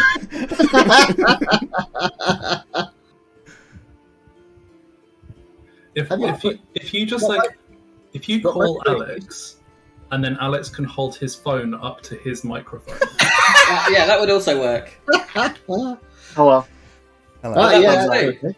Yeah. You can hear me now, but the microphone Oh. sounds like garbage? A little bit. Yeah, Yeah. but it's Yeah. But we can at least hear what you're saying. Sounds like me, Cool. probably. I was just saying, probably the only reason you're not going to kill them because you can't do it without getting caught. No, of course not. That would only be a minor consideration. It would be like climbing a tree and breaking a tree house and then getting caught. You know, There was no who sign. knows what could happen? There's no sign saying not to kill them, but I'm still not going to do it. Well, that No, is- there's a law for that. I was in class. I learned about that. Rule 1. Weird question. Do any of you have any experience wielding a chain knife? Of No, what? afraid not. A chain knife. I know what you're talking about, but That is a weird question. Knives, yes. Chains, no. Because while we were doing the armory inventory, that was one of the weapons in there, and it was really cool. And I want to know how to use it. And I asked Velko she told us just to call her by her first name, which is a little weird for a professor. But I gave myself extra work, and now Okay. I have like a impromptu Are you okay? That doesn't interviews seem very class. like you. test. Yeah. I didn't mean to do that, but this weapon's really cool, so I kind of want to do it anyway. Oh my god, you're a nerd! Hey, nothing wrong with nerds. Yeah, but she's been pretending like she's super cool and like, oh no, not But if school's you're- not for me. But if you're nerdy about weapons, doesn't that make you cool? No. I don't know. Personally, I think a chain knife is quite cool, actually. Although, See? obviously only for target practice and so on. But Yeah, It's cool maybe for nerds. maybe before you try a chain knife, maybe just work with like a whip first. A chain Surely whip is not just it's a got to be a chain. similar kind of thing. I don't know. The balance is really weird with the chain knife. I remember there was Flint used to use a sort of chain knife thing, I think. Really? Then, yeah.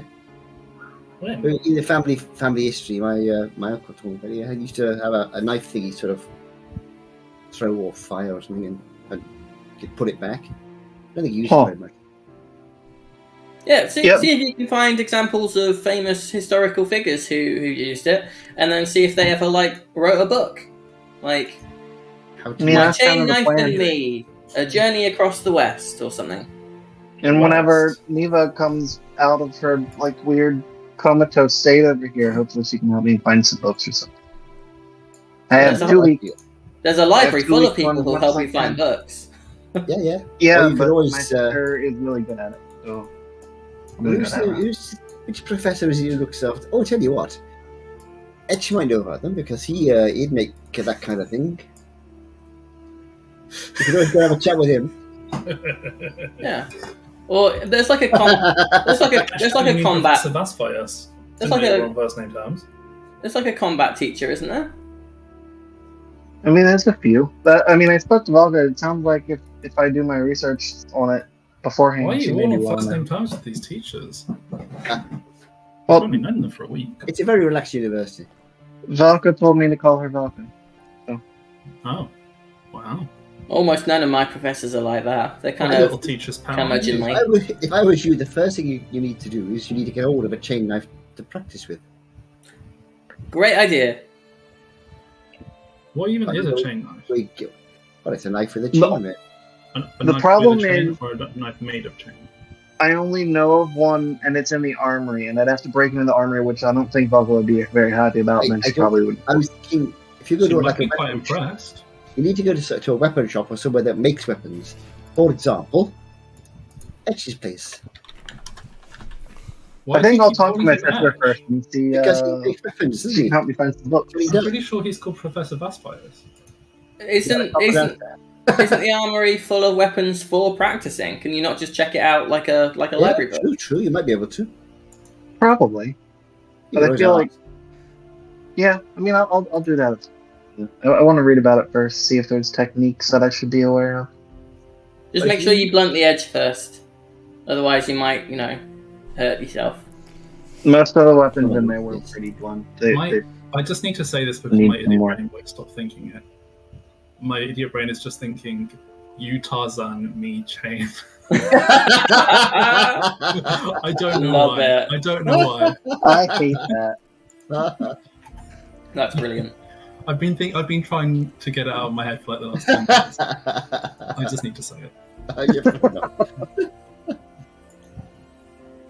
So, Cromwell, do you want to have a little chat about this magic stuff? Now, I'd like to exchange notes after Yeah. our lecture. Anyway. Yeah, that'd be great. We'll see you later, guys. Yeah, see you later, guys. So where are you two going to head off to? That'd be a good I'll place to go to.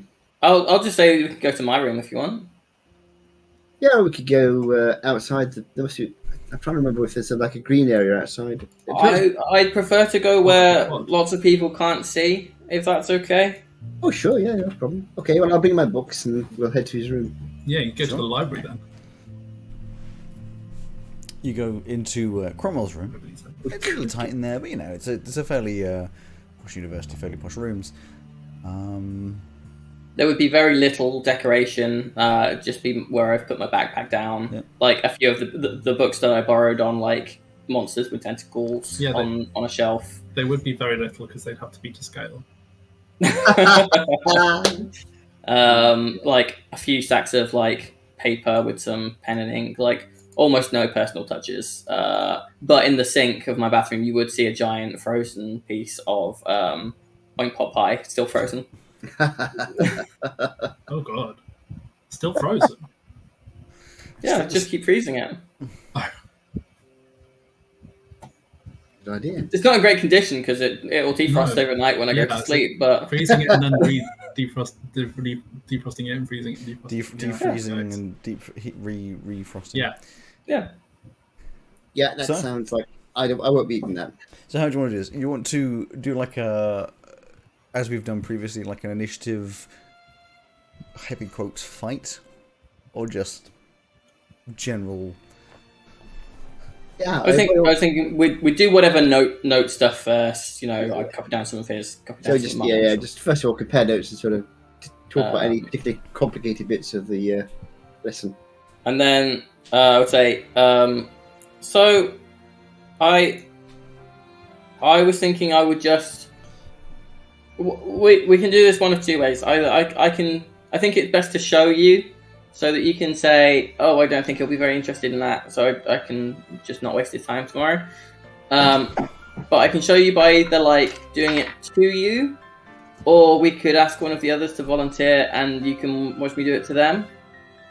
I don't mind. Is it something where I'm going to take any kind of damage or anything? It could be unpleasant. I mean, I can cure a few points of damage if I get hurt or whatever. So A few points of damage, very very in world. Okay. So Yes. if you just don't resist when it happens to you, then you'll kind of, just because my stamina isn't great, so I'll just be able to do it like a couple of times and that's it. Okay.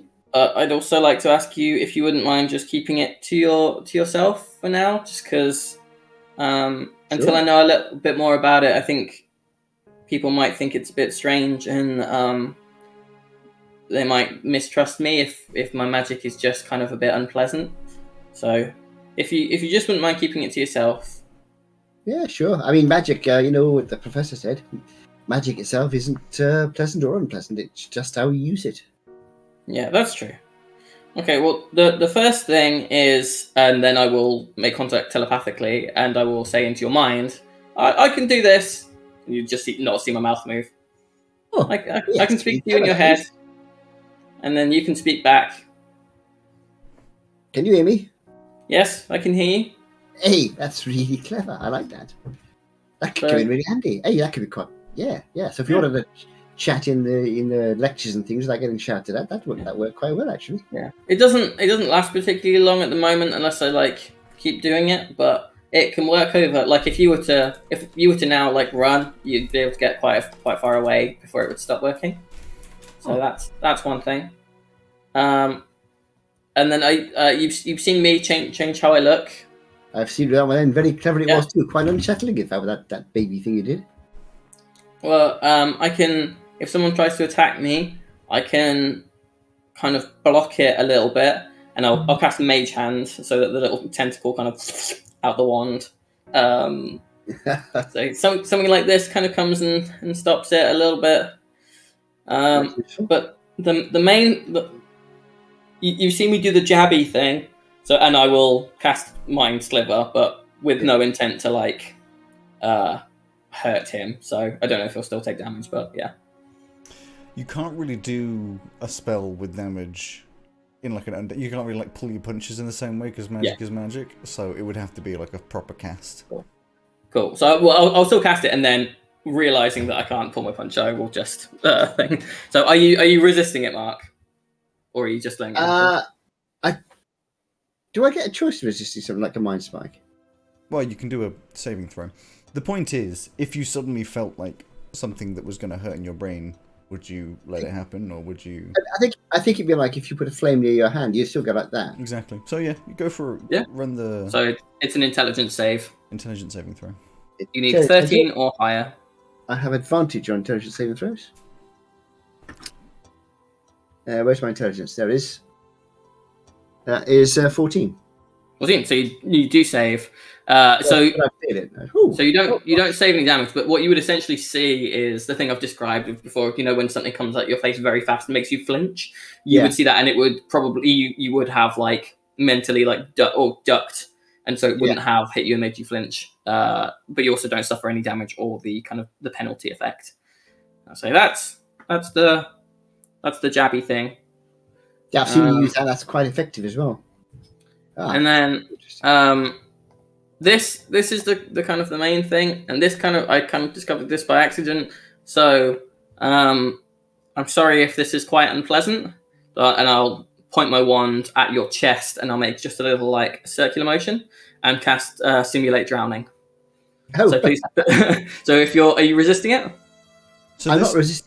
I'm not sure I can drown. You can drown because you can only hold your breath for a certain time. This is not it's not a feeling that you would be used to at all, because you're used to being able to breathe No, that's underwater. right. I'm used to be able to breathe underwater. So you can breathe underwater, I believe, an hour, 2 hours, or something like that. 1 hour. And after that time, it's as though it's basically like you can hold your breath for that long. So after that, it would come to this whole like you're running out of oxygen. So it'd be this tightening feeling in your chest, because you wouldn't get quite the same like lungs filling with water, because you'd be used to that from breathing underwater. But you'd get this tightening in your chest and sudden like lack of oxygen. It's more like a vacuum for you, where you just suddenly can't breathe and everything just sort of tightens up. It would be like a full-on panic almost immediately, because you're very unused to it. So you're not resisting it, not going to make a save, just fail save straight away. Yeah. So you would feel your lungs fill with water in your mind. Obviously, you would know that they're not actually filling with water. But if someone was not expecting it, you might think that it is. You would immediately be incapacitated and fall to the floor, and essentially believe that you are drowning.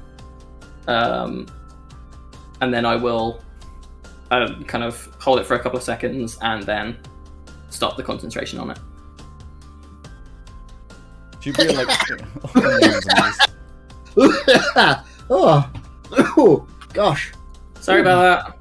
Oh, I've only felt that once before. That was when when I was young and I didn't listen to my mother. I swam too far from the city and I nearly didn't make it back. Oh, that's remarkable. I'd imagine that would really put somebody off if they weren't expecting it. Oh, You okay? does it actually do any damage? No, it doesn't do any damage. So psychological damage, maybe, if you had a massive fear of drowning. Oh, I suppose. Gosh, that's very. Would it still work if you like cast it on like a fish? On a fish, no. It actually only works on creatures with an intelligence of 5 or higher. the question you're asking, would it work on like a Triton or someone that can breathe fully underwater? Yes. It would be a weird experience for them though, because they're not. Yeah. Because it's not. It would probably be actual even drowning. more disturbing for them. It's not actually Well, it's drowning. suffocating. It's making your mind believe you are drowning. Yeah. I guess it would be like the experience of like if you get stung by one of those jellyfish that paralyzes you so you can't breathe.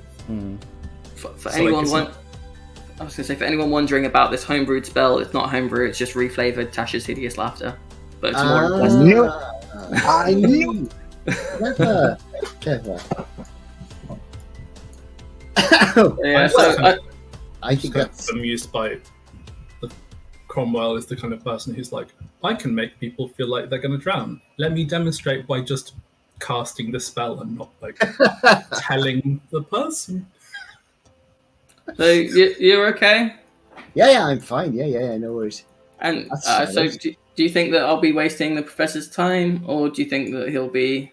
I think he'll be interested. I've never come across anything like that before. Mind you, No, I mean, my magical experience is pretty limited, but it seems an unusual one to me. Is there anything that you want to like practice on me then, or demonstrate? Well, I think you've seen most of the things I could do. I mean, obviously I've got I can bring down a fire on someone. I'm not going to do that to you. That'll hurt. I've got a few things that help people. I can sort of put people to sleep, which is you've seen me do that one. No, you haven't seen me do that one. You weren't there. No, I've heard you say about it. Yeah. I've got a couple of other ones where I can cure wounds, or there's a couple of things that help people if they are being attacked. I've got a thing called Bless, which will help people I can bless people and they'll get a better... It's called Bless is just really condescending. Oh, bless. Oh, bless. Yeah, I can help people when they're being attacked, that sort of thing. Nothing particularly aggressive, should we say. It's all more sort of defensive. Okay. Well, we balance each other out quite well then, I think. Yeah, I mean, if we're going into a fight situation, I can do things. I can make you a bit more difficult to hit, that kind of thing. Make it a bit easier to save, that kind of stuff. To protect yourself against things. There's one I've not really used very much, but I can do this thing where I can put an aura around you, where if someone tries to attack you, there's a chance that they'll fail in their attack and have to choose a different target. Makes it a bit more difficult to hit. Oh, great.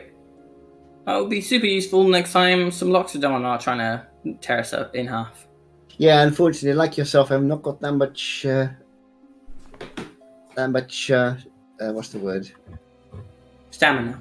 Stamina. That's right. So I can only do one or two of those things at the moment. Yeah. Well, when we attacked by the Loxodon, I'd already done all my. Yeah, me too. Magic.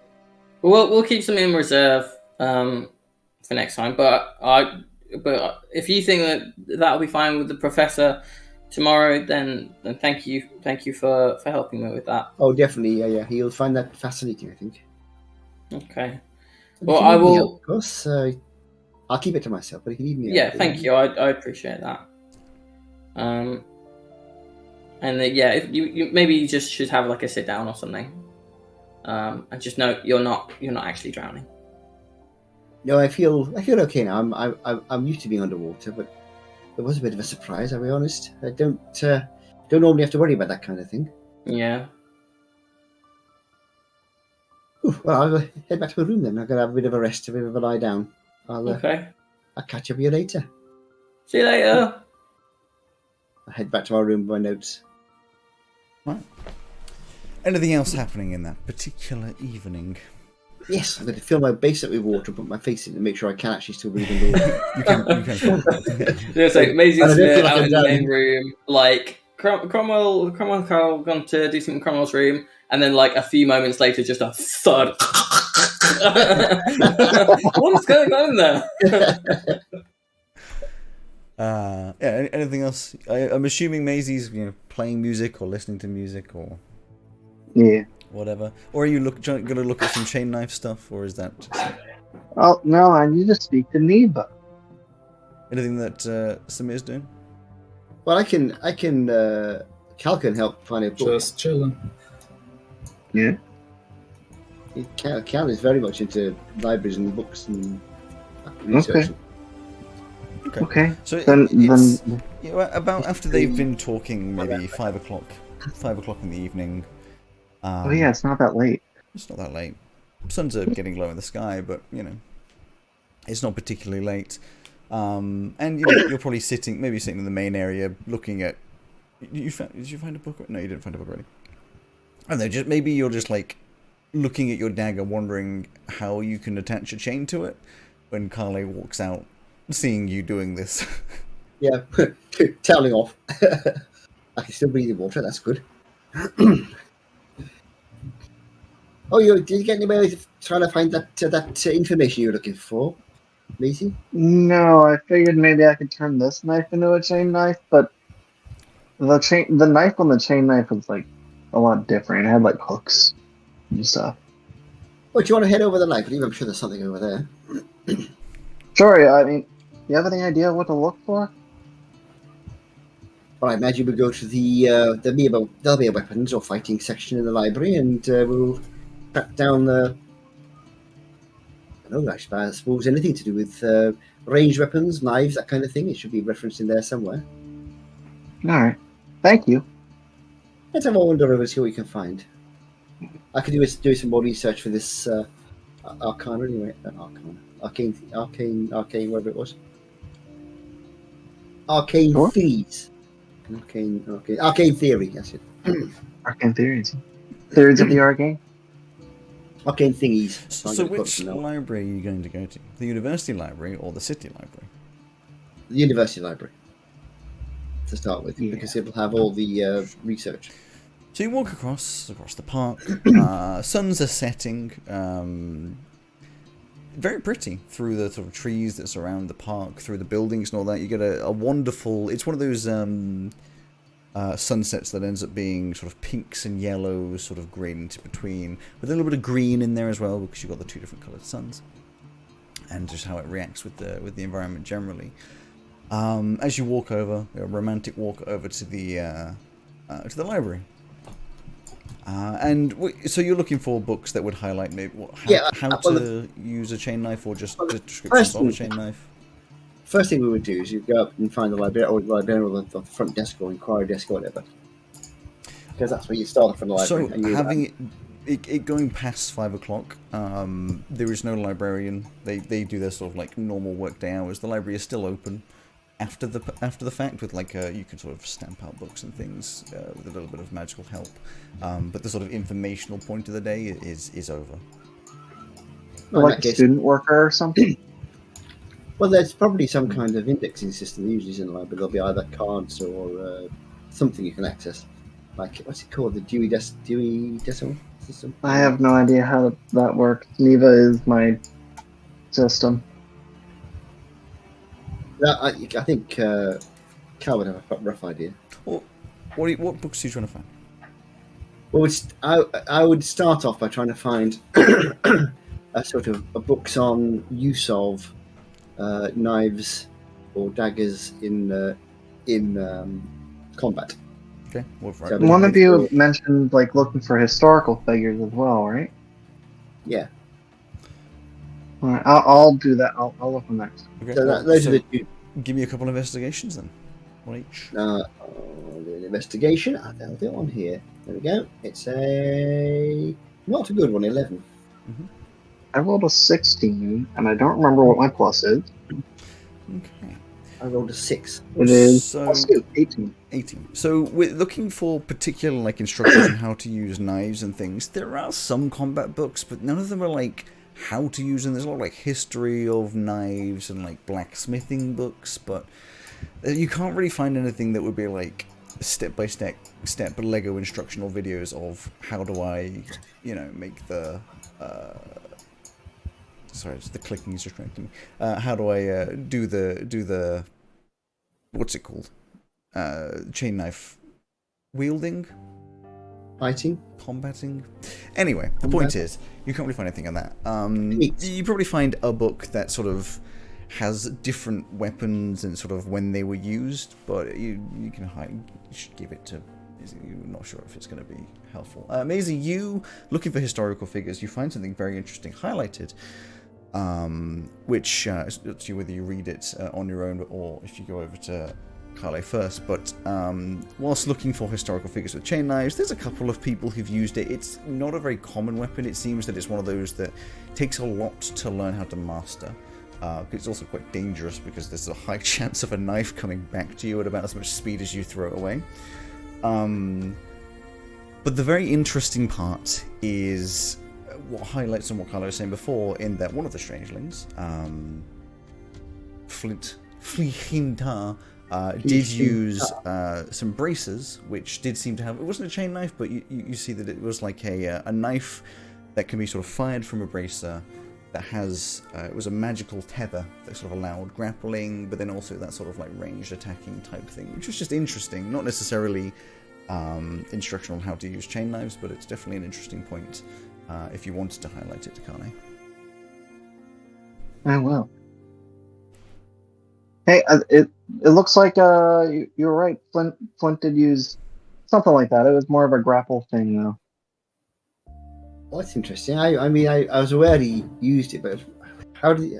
So, a grapple, how did it work? So, just as you're looking at the book as it's passed over to you, flicks over a page, there is a sketch of a pair of braces, which you recognise very well. Yes. Actually, I'd be like, oh, that's really interesting. Why so interesting? Because I got those braces on my wall in my room. Okay. I never knew they did anything like that. They're just braces. It's leather.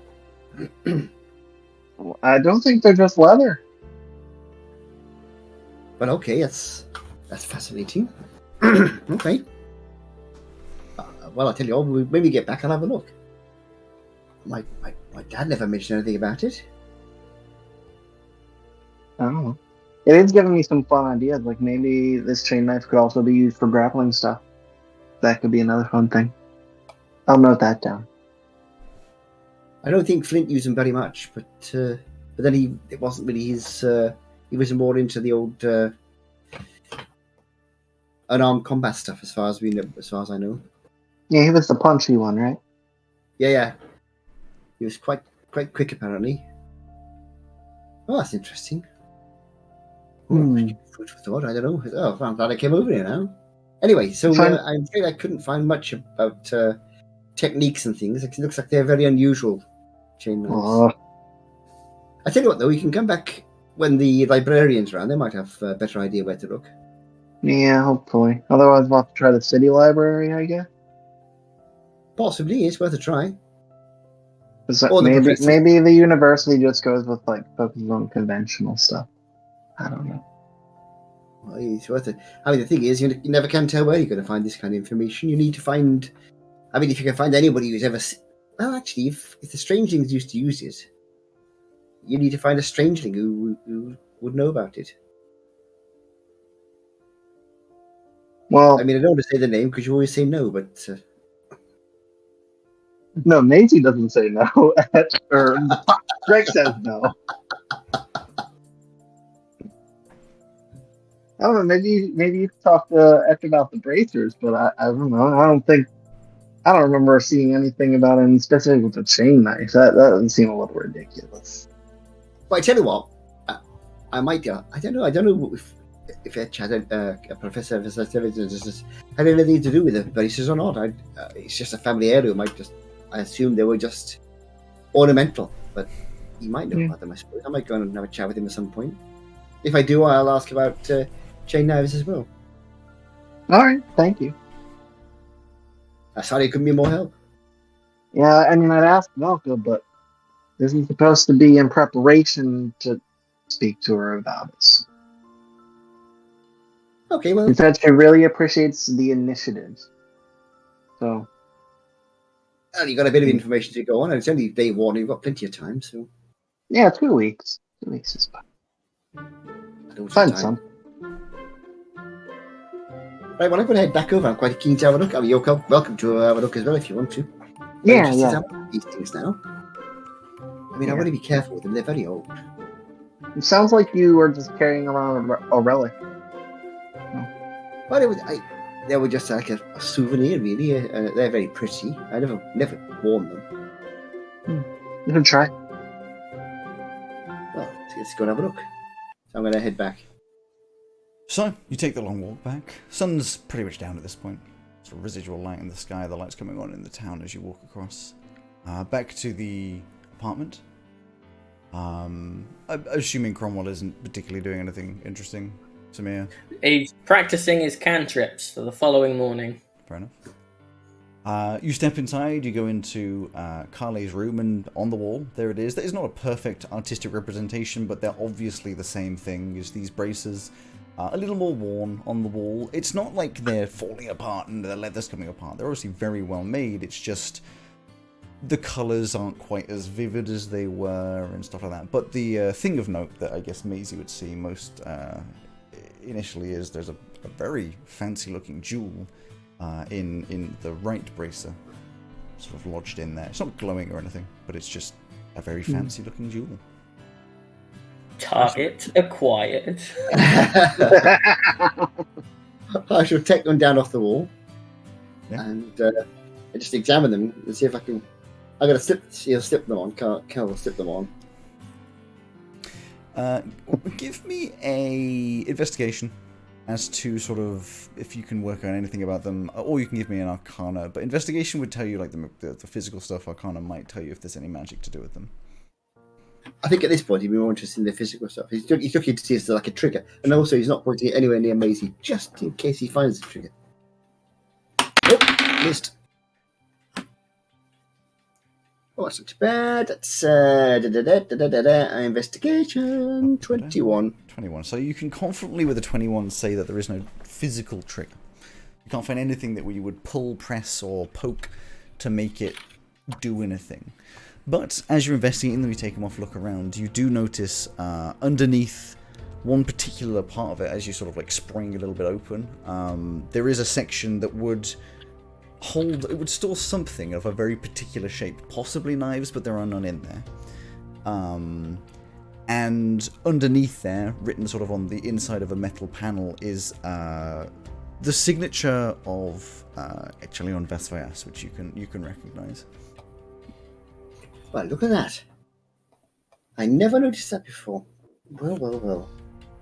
Well, I guess you Well, did I know I'm think it, going huh? tomorrow. Well, that's really interesting. I'm glad I came and helped you out now.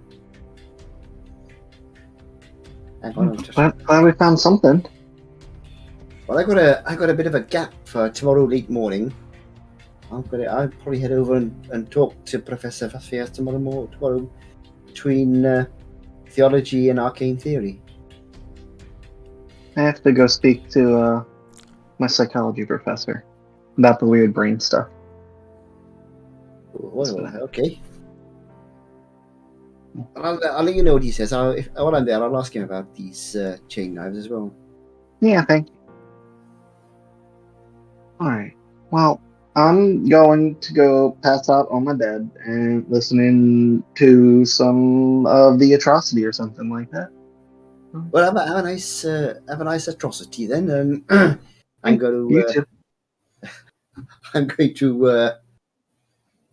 know. I'm gonna really rest. I think I've had quite a busy day. Yeah. I wonder if Cromwell will be interested in this.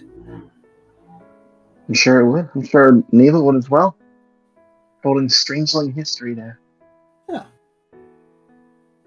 Well, I think she's quite tired. Looks like she might have gone to her room to get a bit of a rest. I'll have to tell her tomorrow. Yeah. Is Cromwell Okay, sure. or Samir? Say that again? I see Cromwell or Samir still floating about, or are they in their rooms now? I'd be in my room, but you can always not. Ah, knick knack knock knock. Likewise. I'll get over to Cromwell's first, since we are friends now. Now he's trying to kill me. You hear a knock, knock, knock. Hello, come in. Hey, Cromwell, you never guess. See these things here? Yeah. These are a family heirloom from Flint, who was one of the strangelings. Look at this. Look here. You see this? This used to have a dagger inside, I think. And can you see that? See that little... See there? It says Echelion Vesvayas. It's Professor... Oh, that's that guy we met. Yeah, exactly. With the shop. It's that old elf. Yes, I mean, he was a strangeling. He must have made these. It's fantastic. I never realised. Oh. And you're just carrying these around with you? Well, I didn't know they were like... I mean, they were family heirlooms, so they're precious to me, but I didn't think they were anything much. Yeah, they're probably worth, like, a crap load of money. Maybe, but they're a family heirloom. I couldn't sell them. No, yes, you couldn't sell them, but someone else might want to steal them. Mm-hmm. So maybe don't bring them in for show and tell. Yeah, I feel right. Just be like, oh yeah, my family has these things. They're way back in my hometown, and no one can get to them there. But if you're really nice, then maybe I'll let you see them one day, and then that way they're not going to get stolen because you've got that big gem and it's historical. Well, I'm not sure it's an actual gem. I mean, I've looked at that before, of course, because that's a lot more obvious on the outside. And it's not a diamond or a ruby or anything. It's not a precious stone as far as I can tell. It's a bit of an odd one. It's a strange material, but it's just a sort of dark stone. I assumed it was just costume jewellery. Hang on a sec. So this is a family heirloom, but this is someone who has been alive within living memory. So are all of Flint's things treated with reverence? Has someone somewhere collected his teaspoon set and is oh my god, it's Flint's teaspoon set? Or is it just this was his stuff and he was a cool guy? You would be amazed at how much stuff apparently Flint owned. If you went round to my hometown, people have all sorts of bits and pieces. Okay, so what? Flint's that. I'm sure most of them are really Flint So stuff. it's not super uncommon then for you to have this, considering that you're from the monastery. But here, where everyone seems to be strangely mad, it might be a bit of a historical artifact. It'll be a little curio. I'm sure some people would find it interesting. And yeah, Maybe the Professor Professor Vivi would be would feel kindly towards you for showing it to him, to be like, oh hey, just so you know, this has survived. So with the family. Oh, yeah, absolutely. I'm hoping to pop over tomorrow. I hope you can tell me a bit about it. I'm really interested. Yeah, put it in like a bag with a lock on it, so no one can take it from you. I haven't actually got any locking bags. Oh, you should buy a padlock before you go then. No, it'll be fine. I'll just stick it in my backpack. It'll be fine. Okay. No one's got to want a pair of old braces. They're only interesting because they're family history. I mean, you say that, but lots of people here seem pretty hung up on the strangelings. No, I'm not really sure why, but you know, they seem pretty, let's say, invested. I suppose so. I suppose I don't really notice it so much.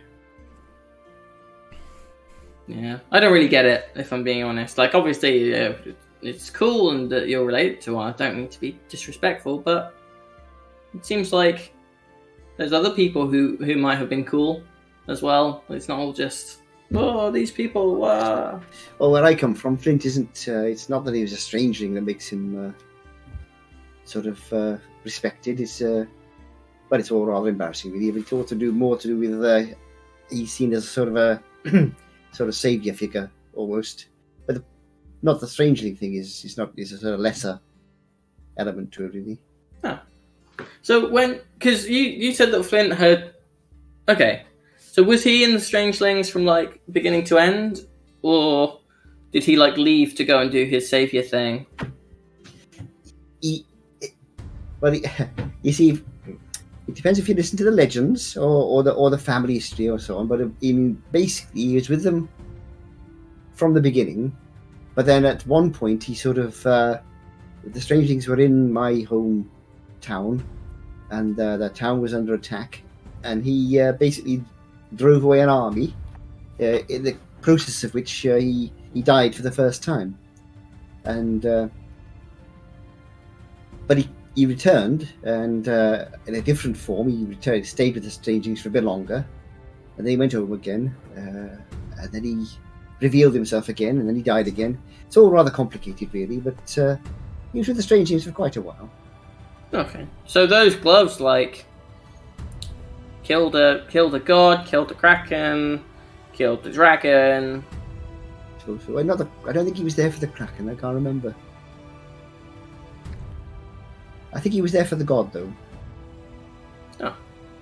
Well, that's still pretty impressive. Well, yes. Yeah, well, yes. Although, I mean, killing isn't the main thing, is it? I mean, he was also a leader in teaching that we should help other people.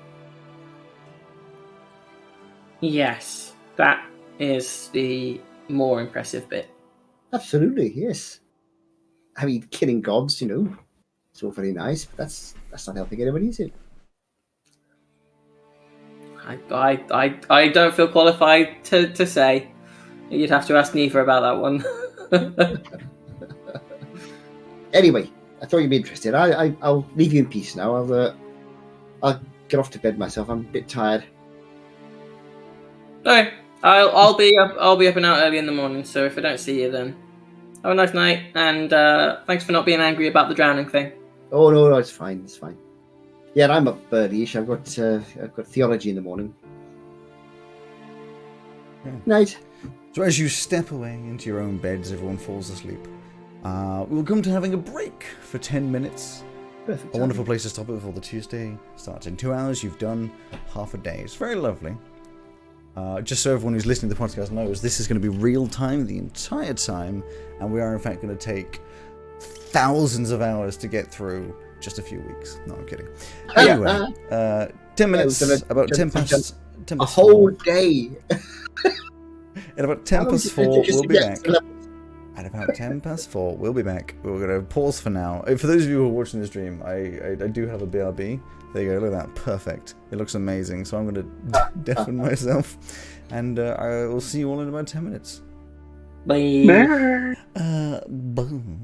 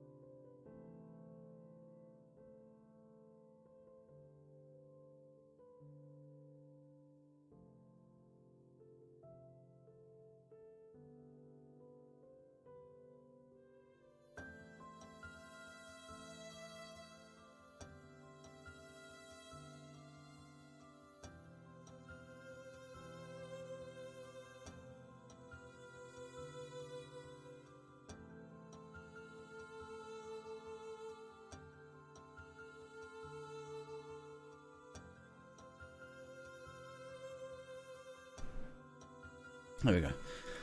I'm actually going to quickly go pee, but I put it back on the screen in case they come back. Yeah? That's good. Is it me you're looking for? Hello.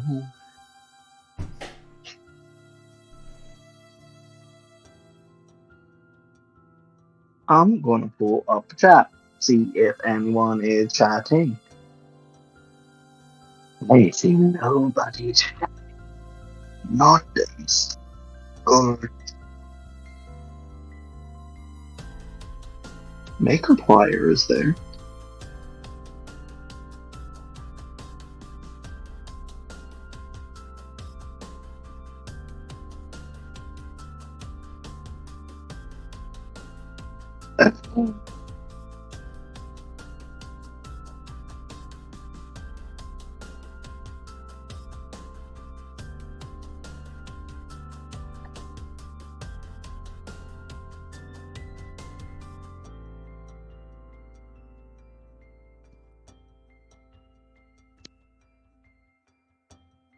Hello?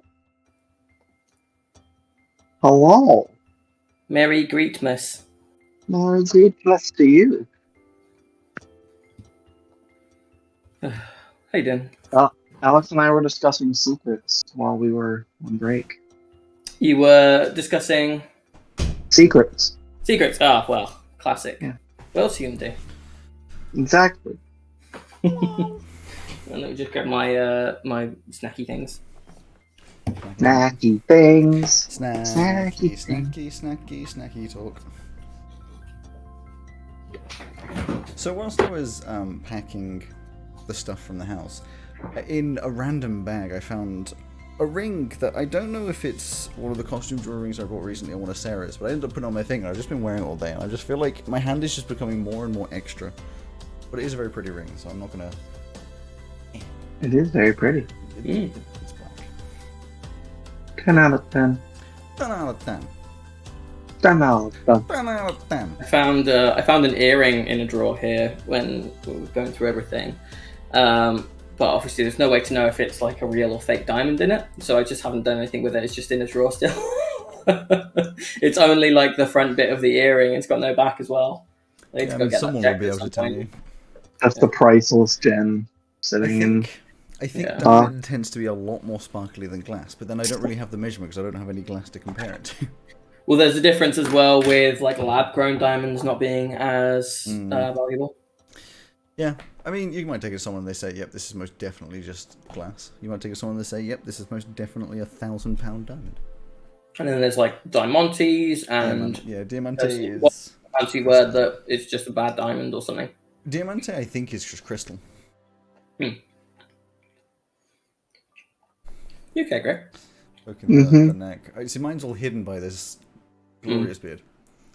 I feel like we're in competition. Join us. We're in competition for big beard. Although on Monday I'm having a trim. I don't know what they're going to do to it, but it'll be neater, that's for sure. Oh, Look at that! I was going to say I'm going to call in sick on Monday, so I'm staying with you on Sunday night. Yes, you are. Heck yeah. So if you want to hang out and do stuff, you guys, I'll be there. You can come with me to get my hair We cut will. Monday morning, Sean. I might do. We can Although, both actually, get no, I beard will. trims together. I will have to actually. I will have to not get mine cut because I said Cam was saying about. So normally Cam cuts my hair and his hair. He just saves money and he does a pretty good job. Sarah does my hair. But he says for the wedding he wants to go to like a barber's, but he's never been to a barber's before, so he's only used to going to a hairdresser's where like they give you a glass of champagne and they really go through with you what you want. So said we'll go to a barber's and it'll just be a thing of what do you want? I'd like something like this. Yeah, right. It'll be what do you want? And you'll go, I want this, this, and this, and they go, okay, short back and sides. Yes, and I say I'll take short back and sides, maybe a beard trim, and it's like a number 2 on the thing, and they go sick, and they just get on with it. But Cam once, I think he said it's called a skin fade, and I was like, if you tell them that, they'll know what that is. Yeah, it's just my biggest advice. it might not end up being what you wanted. Biggest advice: photos, which you're probably already gonna do. Just bring like 2 or 3 photos from Google. It helps so much. Every time I've gone and I want a new style, I say like this, and they're just like, oh yeah. That's cool. Well, see, I have given up with whenever I used to go to the barbers for years. I've given up because it doesn't matter what I say or what I do. I can't see it while we're doing it because I don't wear contacts and I have to take off my glasses. So it's just I start it with however my hair is, and then I take my glasses off, and I just have to trust them. So normally I'll just be like, whatever you think, man. Well, it's the first time I'm ever going to go to a barber's because I've never had my beard shaved before. So.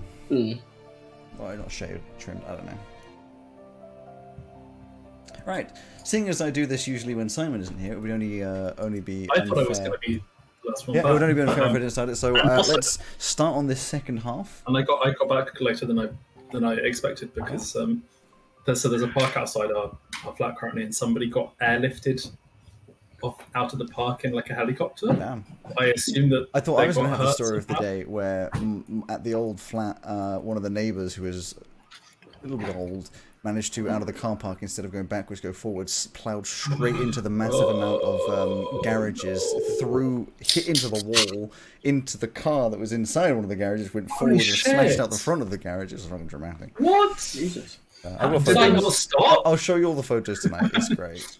Simon, how large is this park that they had to be airlifted out and not just an ambulance got to them? I've seen people be airlifted out. I in assume, London before. because there's like fences and stuff around it. Yeah. They landed in I like think it is basketball easier in court. London. Bear in mind also in London that to get to some of the parks, the traffic is horrendous. Yeah, there is that. I suppose there's not all that much room Anyway, to I'm going to have start that. up the second half. Can I get a Okay. countdown? Fine. 3, 5, 2, 1, 3. skiddly diddly do. Hello, and welcome to Dice Breakers, a D&D podcast on stream with mostly accurate rolls and inconsistent character voices. I'm Alex, your host and DM, and with me are Greg, Mark, Simon, and Joe, my wonderful players. I didn't mention earlier that Purdy's not with us, which she is not, Rip. so sorry for that. And R.I.P. F in chat. Who's Purdy? me. I thought Party was healing. And the ultimate Hell, embrace. Purdy died 30 years ago. How are your breaks? I have got a cold coffee, I've got some lemonade, and I went into my new conservatory, and it is literally, and I mean actually by the word literally, a sauna in there. It is so hot in there. Plastic, Can you, plastic sheet open- roofing. Windows before we're presumably sleeping in there. You're or not going to be something? sleeping in there. God, no. Okay. No. Might be It dying. actually gets pretty cool at night. It would get cold at night, and it would be like... Anyway, the point is, we're back into D&D. So before the break, you all had the second half of your Monday, which meant you went through a few lessons like Therion Studies, Combat Tactics, Arcane Theory, Subterfuge, Botany, Law, and Enchantment, learning a little bit about all of those and meeting new professors. After this, a couple of you went to see the Arcane Theory Professor, whatever the hell his name is, who was grumpy. Morthagus, yeah, Professor Morthagus, who was a little grumpy, but he did agree that seeing as Cromwell thinks that their magic is completely unique, in the morning, the Tuesday morning at 9 AM, to see an example of this and hopefully not be disappointed. At the same time, or should I say slightly earlier in the day, Maisie went to see Velka, Professor Nizen, and asked about chain knives, whether or not she could learn to use a chain knife, because it seemed pretty damn cool. And Velka was like, alright, do some, looking into it, bit of initiative, and then maybe I'll teach you some stuff. So, she and Carly went over to the library to find some stuff, and what they did find was, in fact, that the braces that Carly had brought to university, like a bit of a family relic, are in fact probably made by Professor Vasvers, Chelian Vasvers, and are possibly magical? I don't know what's up with that. Also, Carly and Cromwell had a little bit of a magical show-off, and we discovered that it is in fact possible for Cromwell to make someone believe they're drowning, which is horrifying. So, the night has passed, you're all slept and feeling happy. I'm going to switch this music away from my own music. I'm not going to toot my horn that much. And we'll go into the Tuesday morning. Now, I'm pretty sure all of you are going to be getting up fairly early. Maybe not Maisie, because you have a 10 o'clock start. Oh, also, question. Have we leveled up at all? No. Nope. Cool. Okay. We're not doing like XP level ups. I will tell you very Okay. specifically when you level up. It is sort of staged. So, in the morning on the Tuesday, obviously I'm not going to go into all of the lessons every time, otherwise this would literally go on forever. But Neva heads off to Botany. Carly and Samir, you both head to Theology, and I do believe one Cromwell would be heading over to the Arcanum to test out some magic. Yes? Yes, I would be there 10 minutes early. So, 10 minutes early, you're standing up eagerly. The door is shut, so it's third floor, I believe. One of those floors. The door would be shut. And as you're standing there, probably a little nervous, your heart beating a little bit, you hear a bit of a thump, thump, thump of a umbrella hitting every single step going up the stairs. Until eventually you see... There's not a lift for this guy? Until eventually you see, peeking around the corner, your professor, who's... Clonk, clonk, he gets to the top. Right, okay. See what you've got. And he lifts up his umbrella, just pokes the door, which you had already tested and was locked, and it just opens up. Just a powerful magic. And you enter into what is quite an interesting room. I believe you may have... No, I don't think you've seen it before. Quite an interesting room. It's big and square, just the size of the entire building. And there's only one structural feature inside, which is to your right as you step in, a sort of bunker. Think in a hospital when you get an x-ray, that kind of like thick bunker that the x-ray technician will go into to protect themselves. It's that kind of a look with a thin... not a thin, like a gap of thick glass or something that means they can see through, and maybe some chairs and other things inside of that little area, and a door, obviously. In the actual room, there's a collection of like wooden dummies, some like practice targets, all sorts of things that would be useful for practicing magic, and the walls have this strange shimmering texture to them. Kind of like they're brick, and then wood, and then some kind of veneer or force field or something that seems to just be sort of like a protection, understandably. And this protection goes over this little bunker in the corner as well. And as you step in, and you right. First things first. Why do you think you're special? I wouldn't say that I think I'm special. It's more just that these things don't be happen. modest or anything. Tell me, what makes you different?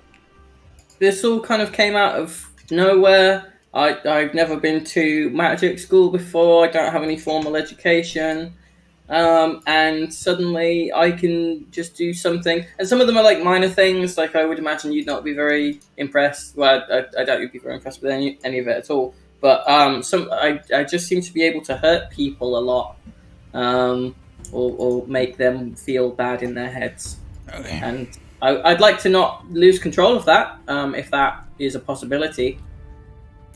Well, the good news is usually natural magic doesn't go away unless complex rituals and things. I see. He sort of reaches into a little bag at his side and pulls out what initially just looks like a hairband, but a little thinner, like it would only cover part of the head. Then he kind of like presses a button at the back and it flicks sideways, and it ends up being evidently a sort of like a thin head shape, where two little bars would go around the side of your head, one little bar would go over the top of your head, and there's sort of ridges on it, and a couple of like gems and runes and things, arcane of some kind, and just pops that onto your head. What does that do? Turns a little thing at the back that just makes it go and like tighten into your tiny little head. He says, What does that do? It'll tell me certain things about your magic and the source and all that thing. So, show me some magic. There's some dummies over there. They will work as though they are living creatures. Okay.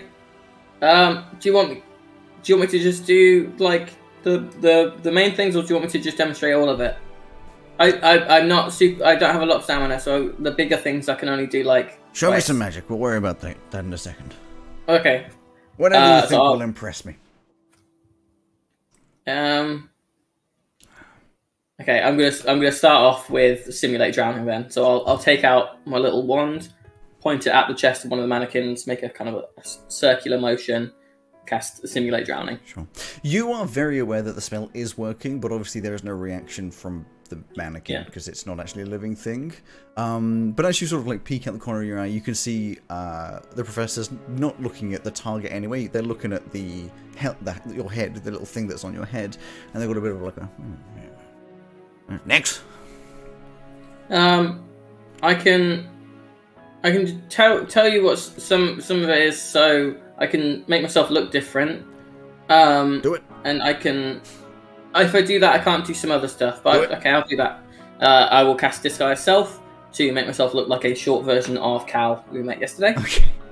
So you do that, and again, he's analysing this little sort of helmet type thing. Okay. And then do you turn back? No, it lasts for an hour, so I'll keep it like that. What else? I will do a quick prestidigitation, just to create like a small like harmonica in my hand, and then it disappears. Is there any water in the room? Do you ask him? Yeah, I'll ask.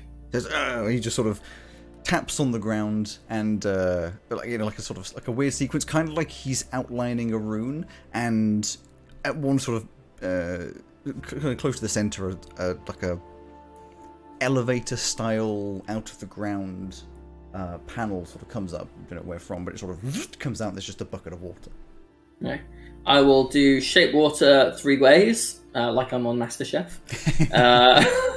So I'll make it swirl around, turn pink, and then have I can animate it to form simple shapes. So you can tell me whether or not this is too complicated or not. But I will then have dolphins jumping around in it. I reckon they wouldn't be like highly detailed. They'd probably be more like little tubes, but you know. Yeah. And then I will do Mage Hand, and I will the tentacle come out the end of the wand and just start carrying the bucket around. And then I will summon Inky, Pinky, Blinky, and Clyde as well.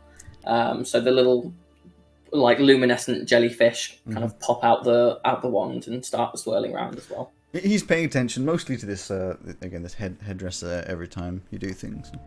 When you sort and of, then I'll do a one jab at the mannequin and do Mind Sliver as well to finish off. and once you sort of pause and look at him, he's like, anything else? I've kind of used up my magical stores. He grabs his umbrella, like throws it up and grabs it by the middle, and just sort of like bonks you on the head with the handle, and immediately you're like, what the hell? But you feel this like surge of magical refresh through you and just get your spell slots back. Oh, great. Very useful. Oh, where was that umbrella last campaign? That's the most powerful magical item we've ever come across. I was like, could you just like throw a rock at me or something? Steps Or maybe backwards. not a rock. We're in a tower. Maybe like a pen.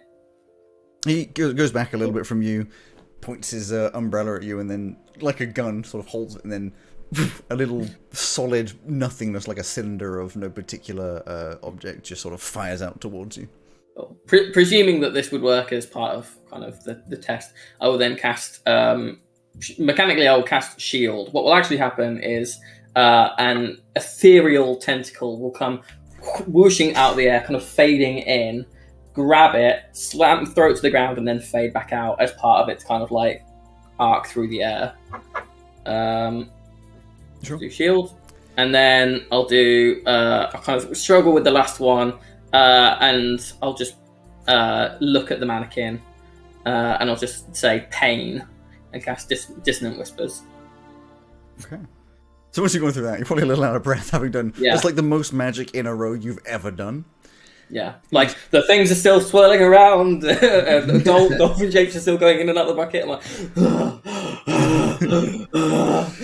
And as soon as you appear to be done, he grabs the thing off you, twists it so it like releases from your head, takes it, flicks it back into one sort of... what is it? I'm just going to close down... did the door close behind us, by the way? Or is it Oh open? yeah, the door would have closed behind. It's all very sealed in. It turns back into like that little headband thing, like one sort of unit, and then he just starts looking at it. There's like some flashing gems on it. You have no idea what this is reading, but evidently he knows what it's saying, so it's important. He says, right, interesting. Well, I have a few notes. Firstly, for someone with no formal training, you seem to have a fairly good hold over your magic. Obviously, there's an area for improvement. Simple stuff, but why else would you be at university? I'm definitely interested to explore this some more. Interesting point. You say you don't know where your magic is from, but I want to talk into that more because this is not standard humanoid magic. We have sorcerers, we have clerics, all the bollocks that goes around there, but it's not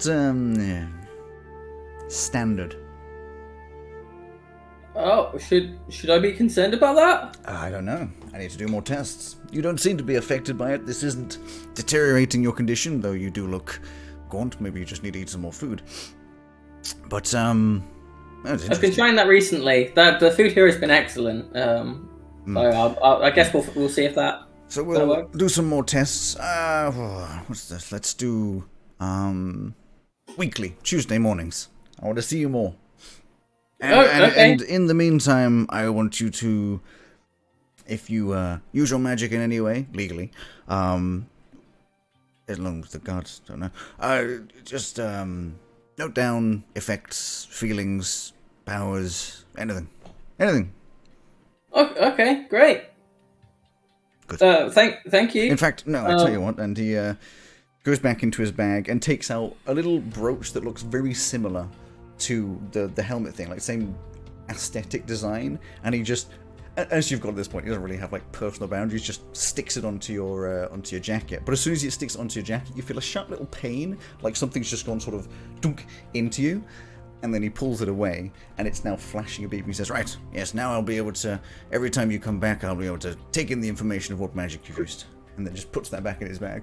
Absolutely no question of asking you for this, but he's done it.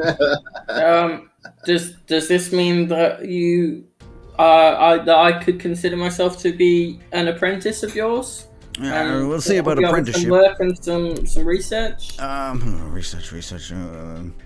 Next time, I'll write some formal mumbo jumbo on a contract for next time you come back. Maybe we can.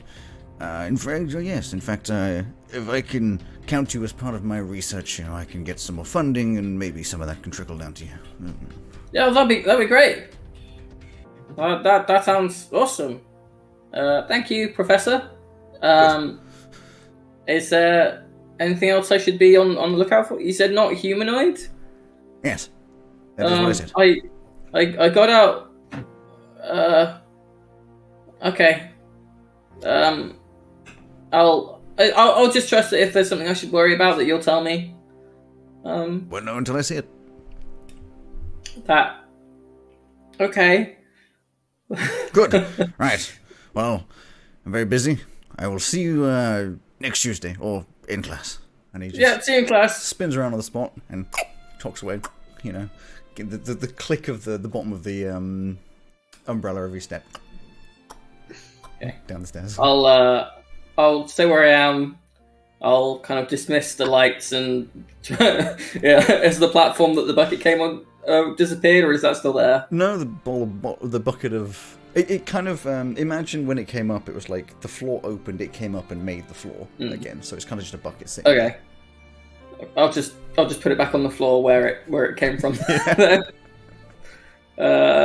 Then was the only door here the one that was leading into this room, or does it go anywhere else? The only door is the one leading in, and then the one that leads into that corner, like protective room thing. Okay. And are there any windows? No. Cool. Okay, so I will vacate and head back to the flat, because I don't think I've got anything else there like the rest of the morning. Yes, you don't have anything until after lunch. You get a nice easy morning. Look at you go. Meanwhile, of course, Maisie, you've moved into... Actually, well, at this point, theology is going. You two are in a nice double theology, which I'm sure is long and very painful to well, actually, with theology, it's not that bad. The professor is one of the easier ones to listen to, so therefore you can sort of not necessarily relax, but your brain isn't quite as stressed. And then halfway through that, Maisie, you go into psychology, your second lesson, blasting through all of this information again. I'm paying attention this time. You've remembered to bring a notepad, you remembered to bring a pen. I had coffee an hour ago. Well, I imagine you came out in the morning, and on the table with a little note that says Maisie, which was in Neva's handwriting, is just like a pad and a pen. So you definitely couldn't forget it. Yes, and then... Well, I could. Well, and then after you've all had these lessons, it hits about 11 o'clock, and you've all got like 2 hours for lunch. So you're coming from Valuna Cathedral, Rathingham Court, and Calloway Quad, so all of you in completely different places. So you probably meet directly after psychology. I'm following Professor Gernthal to her office. Hours. Sure. So you, of course. Let me just bring up the right thing. I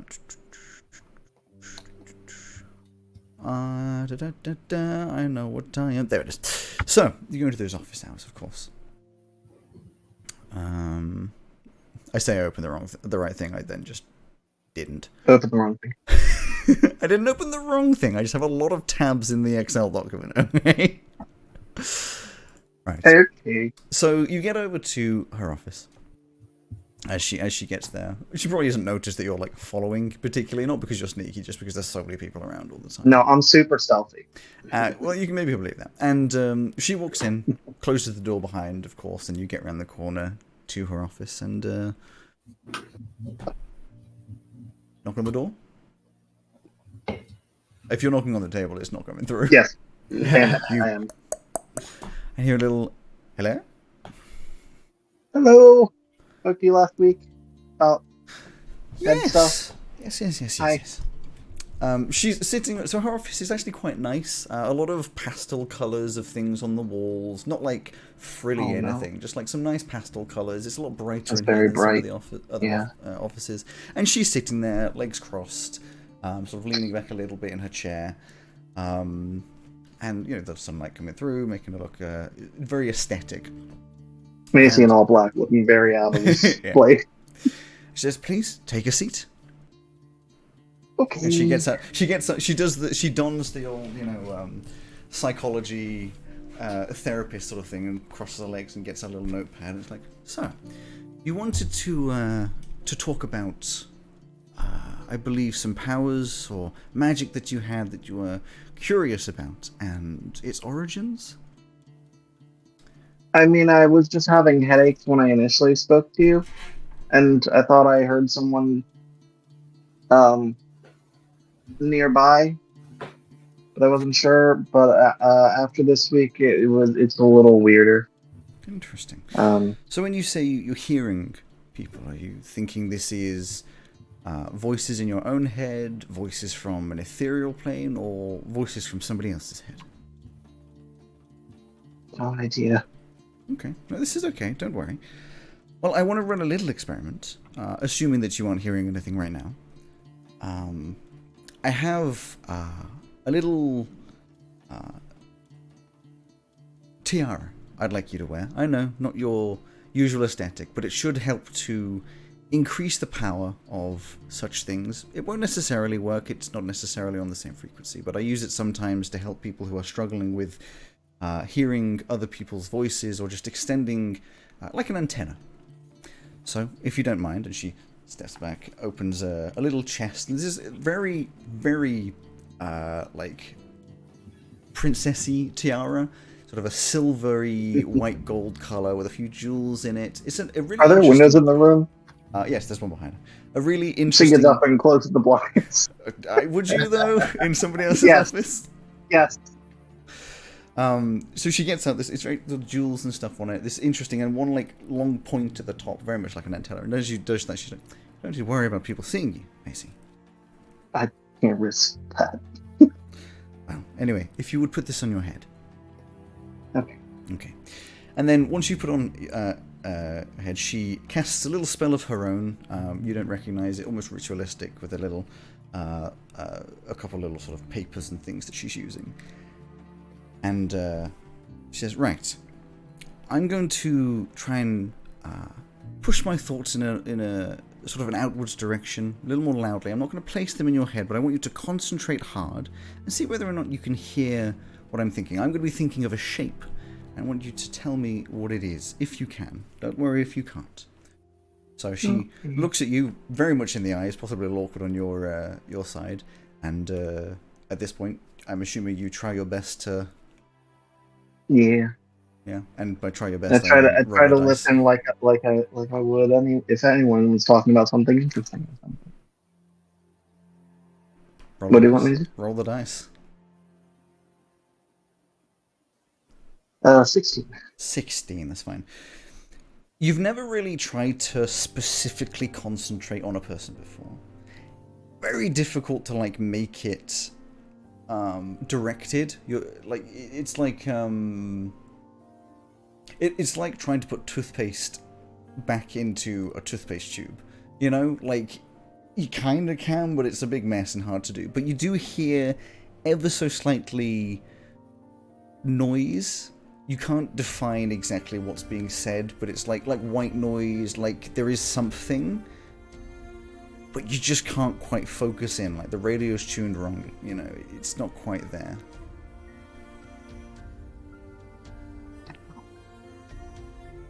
I can't. I mean, it sounds like static. Okay, that's okay. Okay. We'll obviously need to do a little bit more looking into this, but I do think in some manner or another you do have sort of a basic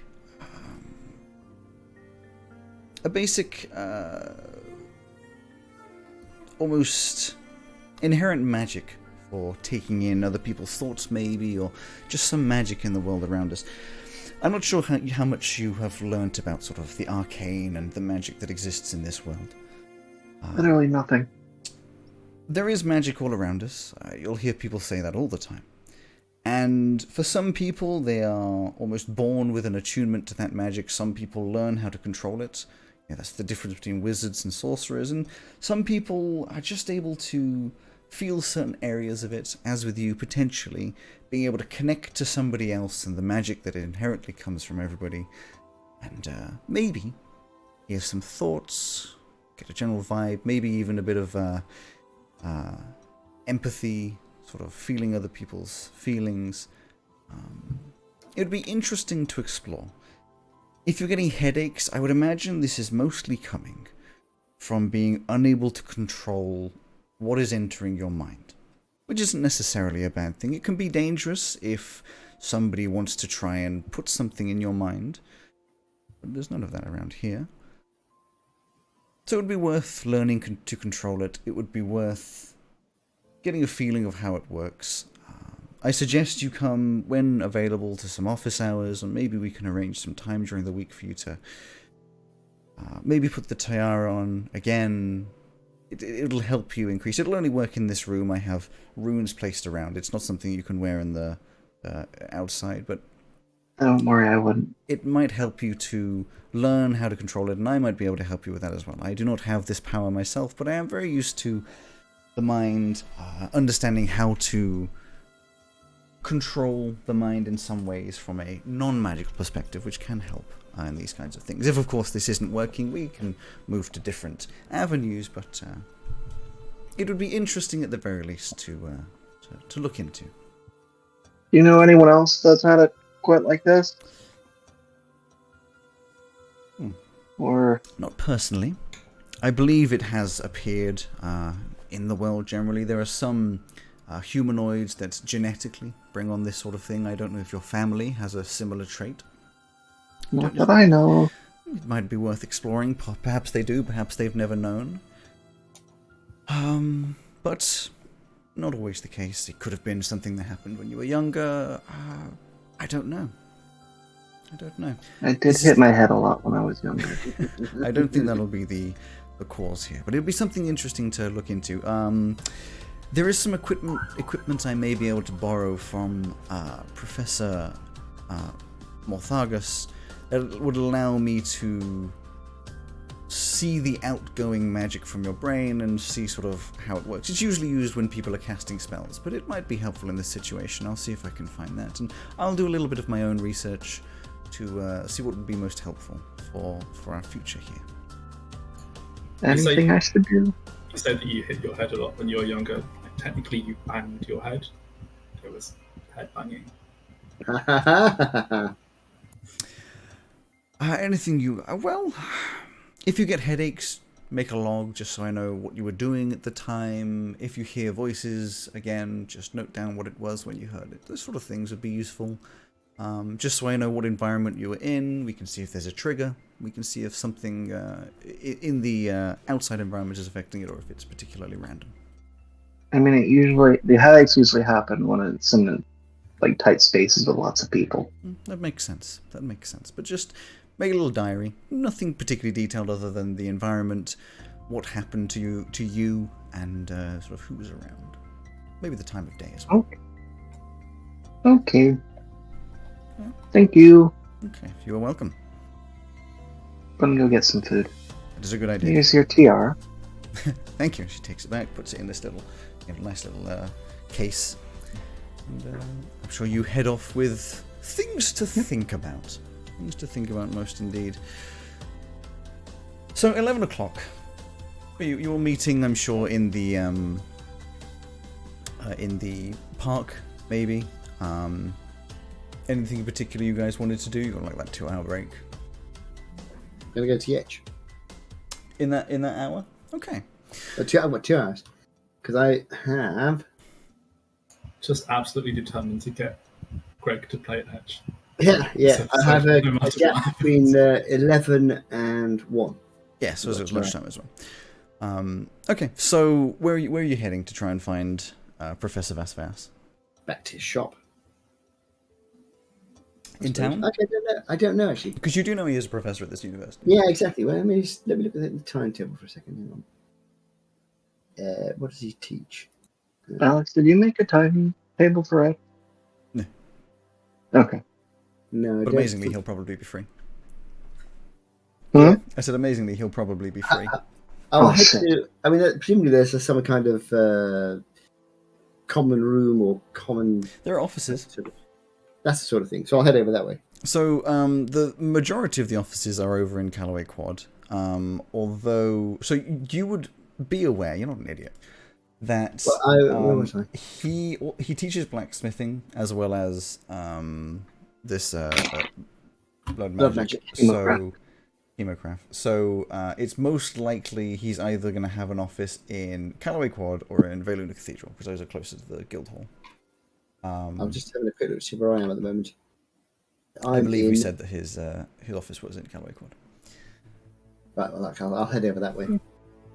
So you head over there and sort of pop your head into the sort of office area, and there's a few teachers milling around. I'll buttonhole the most pleasant-looking, friendly-looking The one. most pleasant-looking and friendly Are one. there any I recognise? Any I've spoken to before? You would recognise Professor Bragan. He'd probably be wandering around.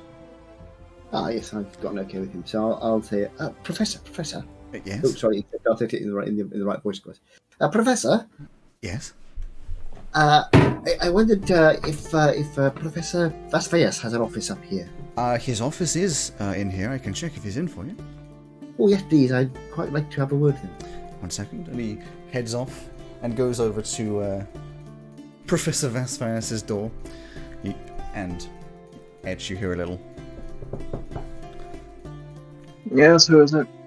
The door opens. It's Varen Bragan, who I imagine you get along with fairly well. Varen. You've known each other for a long time. He says, Just say, no, for you. "There's a student who seems keen to talk to you. I don't know what about. Which student? I didn't catch the name. Seems to be a Veldarkin of some kind. Oh, it's the tar kid. Oh, as in yes. Yeah, Yeah. Well, interesting. yeah. Well, you can let him in. I'll let him know." Thank you. And he wanders off, comes back to you, Carle, and says, "He is available. I'm ready to see you. Just down there to the left." Thank you very much, Professor. It's very kind of you. I'll see you later. And he Head down the heads off on corridor. his way. Head down the corridor. Lots of professors. It's like kind of intimidating. You're not normally intimidated, but there's like. Try to look inconspicuous. So the area that you're in right now has, let me get this number correct, 28 offices. It's like an L shape of offices. There's 28 of them, so like a lot of the professors are around. And you Now we go have the beat. forwards and around to the left. And Etch has like a corner office that's like a hexagon, octagon shape of like, in the corners of Callaway Quad, there's these towers, and they each have 4 like individual sort of corner bits of those towers, and he's kind of taken one of those. Office 15, if that makes any difference to anybody.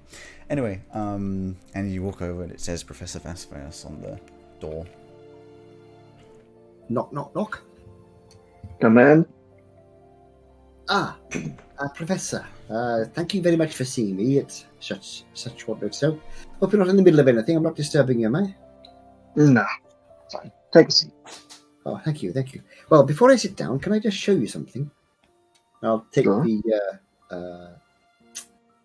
what are they called? Braces? Gauntlet. Braces. Take my braces off. Oh. Take the braces and say, I've got these braces. And Brought them with me home. of course, you see these braces, which you recognize obviously your handiwork. These are the braces that you made for Flint 400 years ago, which are, I mean, you've counted them as missing for a long time, and of course there's one particular feature that you're especially interested in when you see it. But from Carly's side, you see, from a very old and wrinkled face, quite the surprised expression.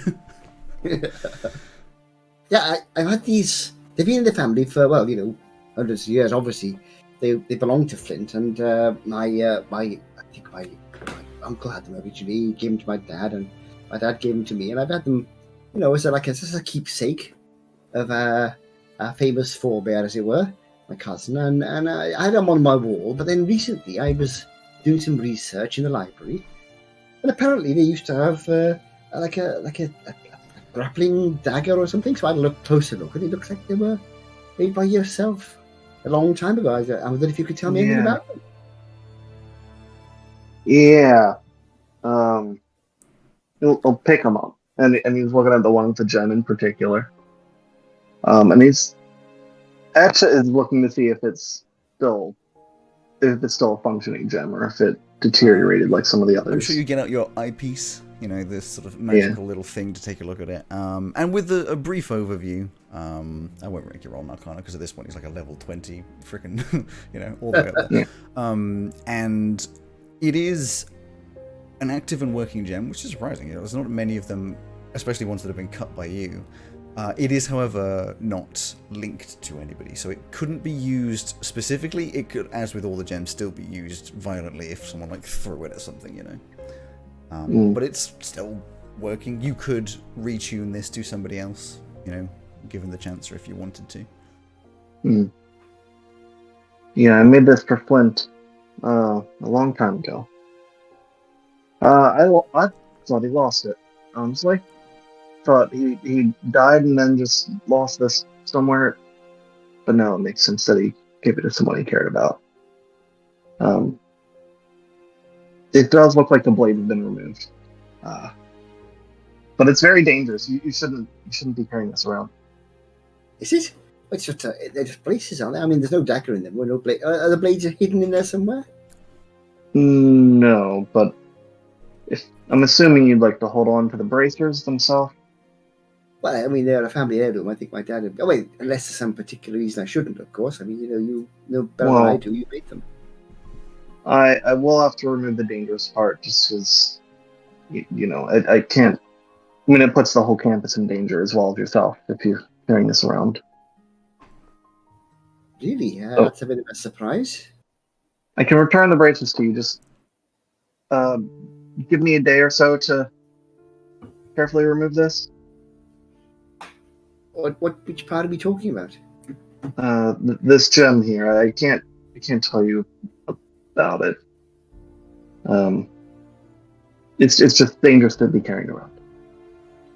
No, Mark, you've brought Etch the last thing he needs to take over the world. At last, after all this time. Oh yeah, of course. Well, of course. I mean, if it's dangerous, it's fascinating as well. I tell my dad he'd be most. I mean, he had them on his wall for all the time I was growing up, as far as I remember. Yeah, and I mean, if somebody, I don't know, if it got into the wrong hands, it could be much more dangerous than just an accident. So it's to do with the daggers, is it? It's to do with some of my earlier work that I would rather not be in public hands. Well, it's fair enough. I mean, you made them, so, fair enough. That's why I brought them to you. Okay, well, I'll leave them with you then. I do appreciate it. Yeah. You can take the one without it. I do appreciate that. I was worried about that. So it's a constant source of anxiety for the past 400 some years, but that's one problem solved. Well, I'm glad I was able to help. Fantastic. Yeah. Do you mind? Is it okay if I tell my dad that you've taken the gem out and everything? Sure. Yeah. Yeah, I'll give him a shout this evening, and he'll be interested to hear about it. He'll be interested to hear I've spoken to you. Actually, you're a bit of a legend back where I come from. Well, the stories aren't always what they seem. I'm sure. I mean, our family gets a lot of, I think, undeserved attention because of our association with Flint. I think I'm sure there are things we know he did which aren't exactly, should we say, aligned with his public image. But I think Yeah. everyone has their public side and their private side. That's fair enough, isn't it? Yeah, I honestly, I think passing the fact that he passed this down to your family is very, very much like him. Not very responsible, but very sentimental. Yeah, it sounds about right. Well, thank you. That's fascinating. Thank you very much indeed. Sorry you can't tell me more about it. If ever that changes, I would be interested to know whatever you can tell me. But for now, I'll say thank you. I better get going. I've got to go to my next lesson fairly soon. So thank you. I will. Oh, can you write down your room number? I can pass this off to your room either later tonight or tomorrow. Of course, here you go. So I can't remember what the room number is, but I'll write it down. 214 or 219. I can't read my own handwriting. It's a number. 219. No, 210. 219. 219. 219. 219. Cool. Okay. I want to do one. Right, well, thank you very much. I'll leave you in peace then. Thank you. That's very interesting. Yes, thank you. And I'll head back out with my one bracer back in my pack. Oh, actually, before I go, there's a question I was going to ask you for somebody else. A friend of mine was interested in chain daggers, but there's having some difficulty finding out about them. Do you know anything about them, or where I could find out about them? I mean, the closest I've come to making a chain dagger of any kind was a bracer. I mean, I could convert them into a traditional kind of chain dagger. I mean, I could craft a chain, and it'd be a little less elegant than the original design, but could do something like that. Okay, so I'm not sure. I mean, these braces, I'll need to give them back to my dad eventually, but something similar to that might be the kind of thing they're interested in. In the meantime, is there anywhere they can look up, how to use one, or where one would go to find out? I'll be honest, I have never seen someone use that particular weapon. Maybe the city library? Okay, I don't know. Thank you very much. Sorry. Yeah, thank you for your help. That's fine. That's fine. Thank you. Okay, that's very kind. Thank you. I'll leave you in peace, and I'll head out. Okay. You head out through the daunting sea of professors. A couple of them looking at you like... If I see any I recognize, I'll just sort of... scuttering through. Just pass And it that will through. probably head out a few minutes later and Yep. steal it. Cancel my classes for the rest of the day. He probably doesn't have any lessons on a Tuesday. He's got a very minimal schedule. Right. So you all have your lunch. Unless there's anything else you want to do, you've got... Oh, yeah. Just that gave me such major vibes of like going into the staff room at lunchtime. Yeah. Mm-hmm. You've got a message for one of the teachers or something. And, okay. Yeah. So the rest of the day goes through fairly quickly. There's an Arcane Theory for Carly and Cromwell, where, again, it's just speeding through this kind of stuff. You realise that this is going to be a tough year of writing down a lot of stuff. You get a bit of subterfuge, Maisie, which is not with Velka. This one is with Professor De Fuego, who is... let me look at my notes to make sure I'm giving you the correct information and not just lying to you, because I'd never do The way that. that makes sense. Whenever someone mentions his name, there's like the kind of Spanish. Whose name? That's the Fuego. That would be a she. Oh, well, you know.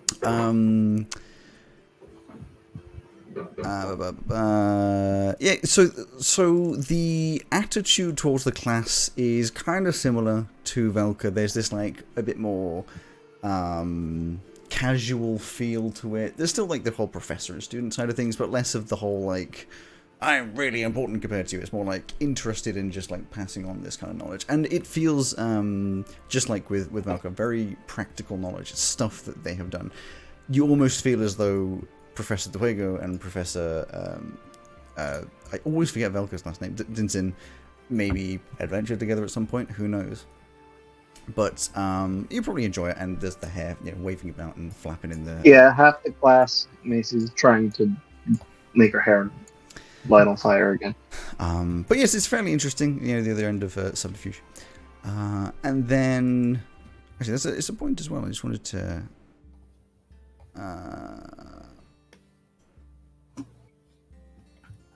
Yeah, that's fine.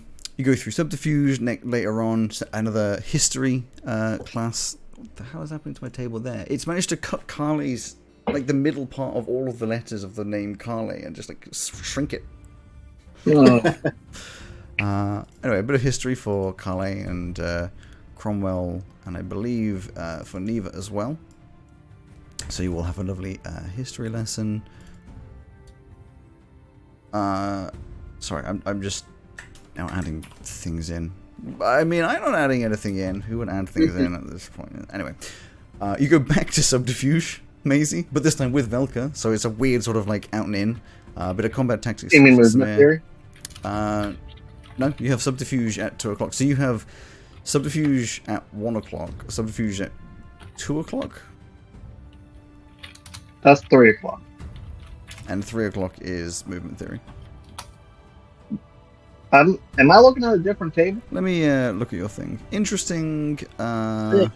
Tuesday movement theory. Yeah, no, I'm looking at your thing. Evidently there's an error in this somewhere.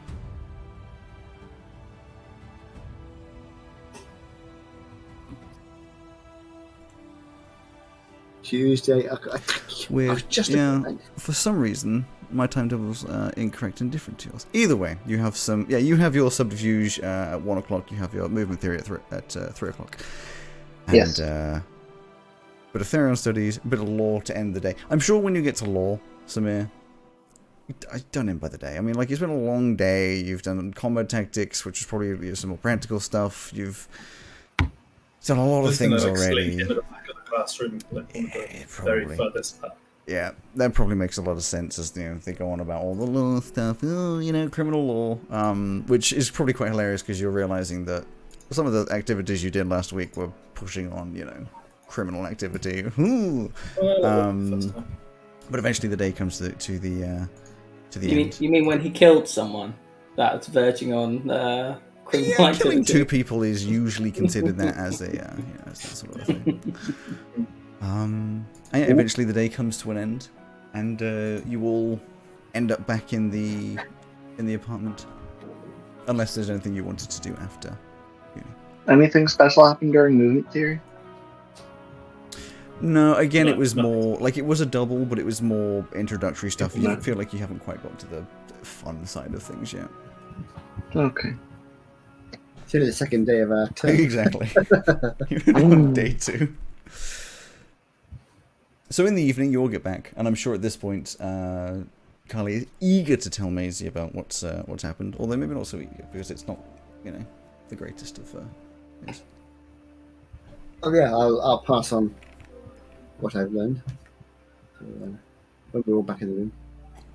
So say, Maisie, I did get to see Edge. I got to see Professor Vasfias, and I did ask him about the chain dagger. He said he might be able to make one, but he hasn't really come across them in the past, and he doesn't know much about them, unfortunately. He did suggest having a look in the city library. So no direct information, but step forward, I suppose. And also, he reckoned he could probably make one. So if you can work out how to use one, perhaps he can get him to make one for you. He was talking about incorporating one into something a bit like the braces I have. I got one of them here, so it could maybe go in the end. You could possibly. That's pretty cool. Yeah, I mean, these are unfortunately family heirloom and very old now. I don't think their leather's getting a bit brittle. Where's the one with the gem? Oh, he said the gem was very dangerous. It surprised me. It's been in the family for a long time, of course. But he reckoned It was dangerous. It just looked like a rock. Well, that's what I thought. But It's not just a rock. It's a boulder. But he made it, so I suppose he suppose he knows what he's talking about. So he's kept that. He's going to take the stone out. I suppose I should have asked him to put a dummy one in or something to make it look nice. But doesn't matter really. It's the braces that are the thing. They're a lovely thing to have on the wall. Lovely little bit of memorabilia, you know. If Cromwell's there, I'll sort of mention that to him as well. Yeah, I'd probably just be hanging out.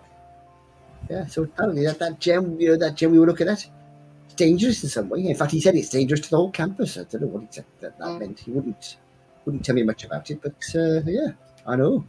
I've had that in my possession for a long time. My dad before me, so heaven knows. No. Did he give you like a reward for turning it in? No, I didn't ask one. It's he made it. It was It's not him. dangerous. I'd rather not. Having not the whole campus blow up. Well, I mean, it's a reward in itself, isn't it? Because we're on the campus. If it blew up, we'd be in big trouble. I guess. Yeah, it's a little weird. He's going to send the other one back once he's taken the gem out. So, But there you go. So if you want to go to the library at some point, Macy, we can do, or you can go and whatever. Yeah, I mean, my afternoon's pretty open tomorrow, so maybe tomorrow afternoon. So I'm starting to think that me and Gail are the only like normal kind of safe people here.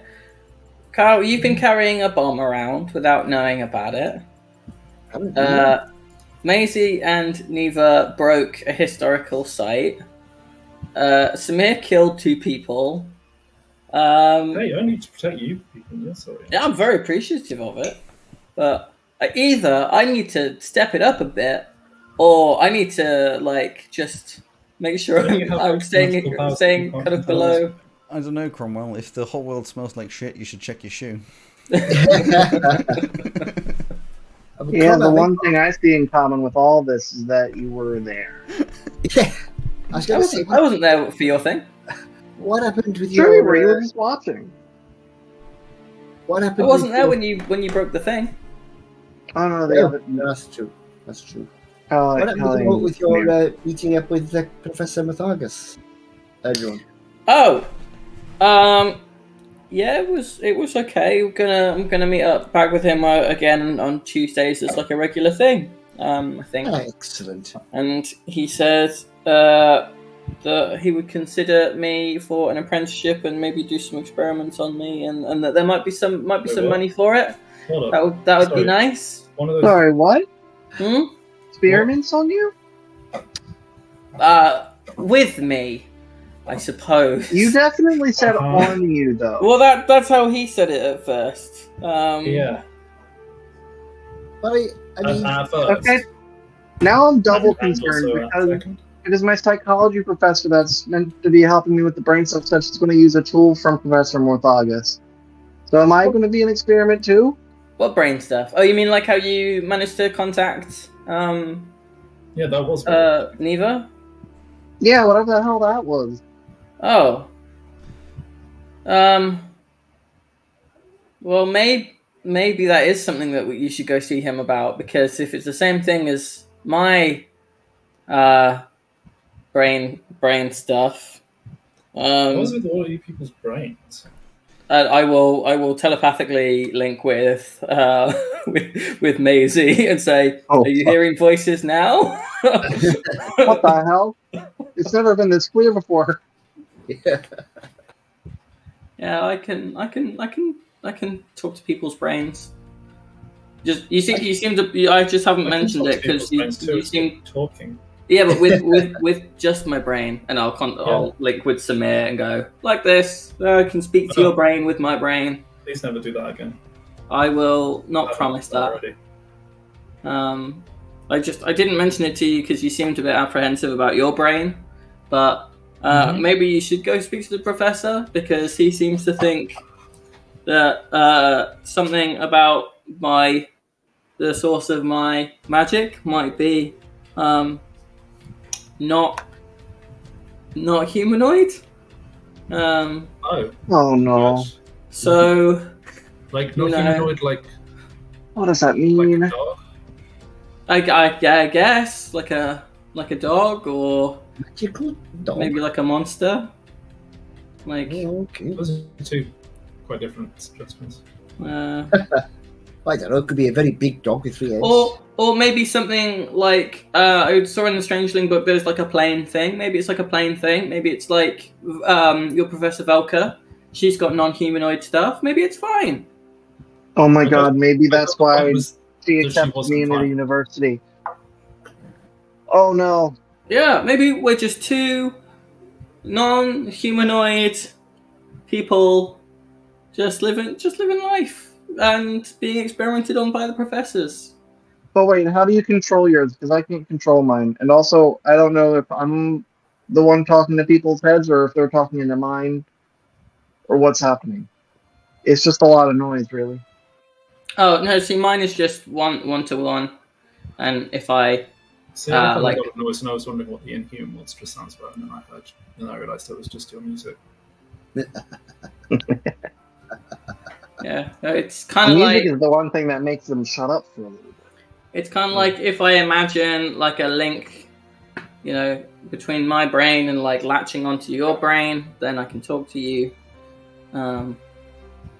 It's not like a general. I just hear everyone's thoughts. Maybe one day, maybe we've just got it the wrong way around. Maybe I'm starting here and you're starting here, and we'll both meet like here. Okay, hopefully, yeah. So right now, it's just like I walk into a small room and everyone's screaming different words at the same time. Are you Well, sure that very wasn't a concert? No, it's different. It's Okay. definitely different. When you're in a room with us like now, can you sort of hear voices in your head now then? Apart from when Cromwell's doing his thing, of course. No, it's normally when there's a bunch of people, like more than that. Oh, okay. That's good. Like at the teacher thing, there was a lot of people, just like shoulder to shoulder. So do That you was find pretty it rough. in the lectures then, where there was students around you? It's a little more spread out. The lectures. Oh, that's good. Have I you think it's tried? in the way of, Have you tried earmuffs? But But I mean, like for your mind, how does that work? muffs. mental Well, muffs, brain That's muffs. good. Do those I suppose- exist? I mean, it sounds Maybe. like it sounds a bit odd, but if you, maybe there's a grain of truth there. Maybe if you sort of imagine a shield around your mind or whatever, maybe you can actually protect yourself from the noise. So next time you're in that kind Maybe. of situation, maybe if you imagine a shield protecting your thoughts, maybe it'll work. Who knows? Yeah. Well, I mean, it has to be before I go in because once I'm in there, then it's already too much and I can't think at all. Has to be preemptive. But next time you sort of perhaps I don't know. What about in the canteen area in the university? Do you get it there where there's all the students and things? I mean, if it's like a lunch rush, then yeah. Right. So if you know it's going to happen, you can do it as like an experiment on yourself. So next time you go over there, before you go in, see if you can, and then you go in, and if it's working, great, and if it's not, you get out again. Okay. Yeah, I'll Just try a that. thought, just a thought. I mean, I'm no professor. Yeah. I don't know. Maybe tomorrow. I don't have anything after my morning classes. Yeah. But I'm going to go and hang this back on the wall again. Now, if a package turns up for me, it'll be the other bracer, by the way, if anybody sees it. Just pop it in my room if it does turn up. I must try and get a deck for this one. You mean the bracer that was a massive bomb? Yeah, exactly. Yeah, It could hopefully have not exploded a at massive any bomb. moment. Well, he never said it was a bomb. He just said it was dangerous. He never said how. Yeah, he did say it would like destroy the whole campus, though, which just No, he didn't say that. He said it would be dangerous for the campus, but he didn't say how. He said it was something to do with how he used to make things a long time ago, but he didn't really go into any detail. I don't know. so it sounds like an experimental bomb. Obviously, Maybe- you don't know why you'd have a bomb in a bracer, though. Why would you make Maybe- a bomb for a friend of yours?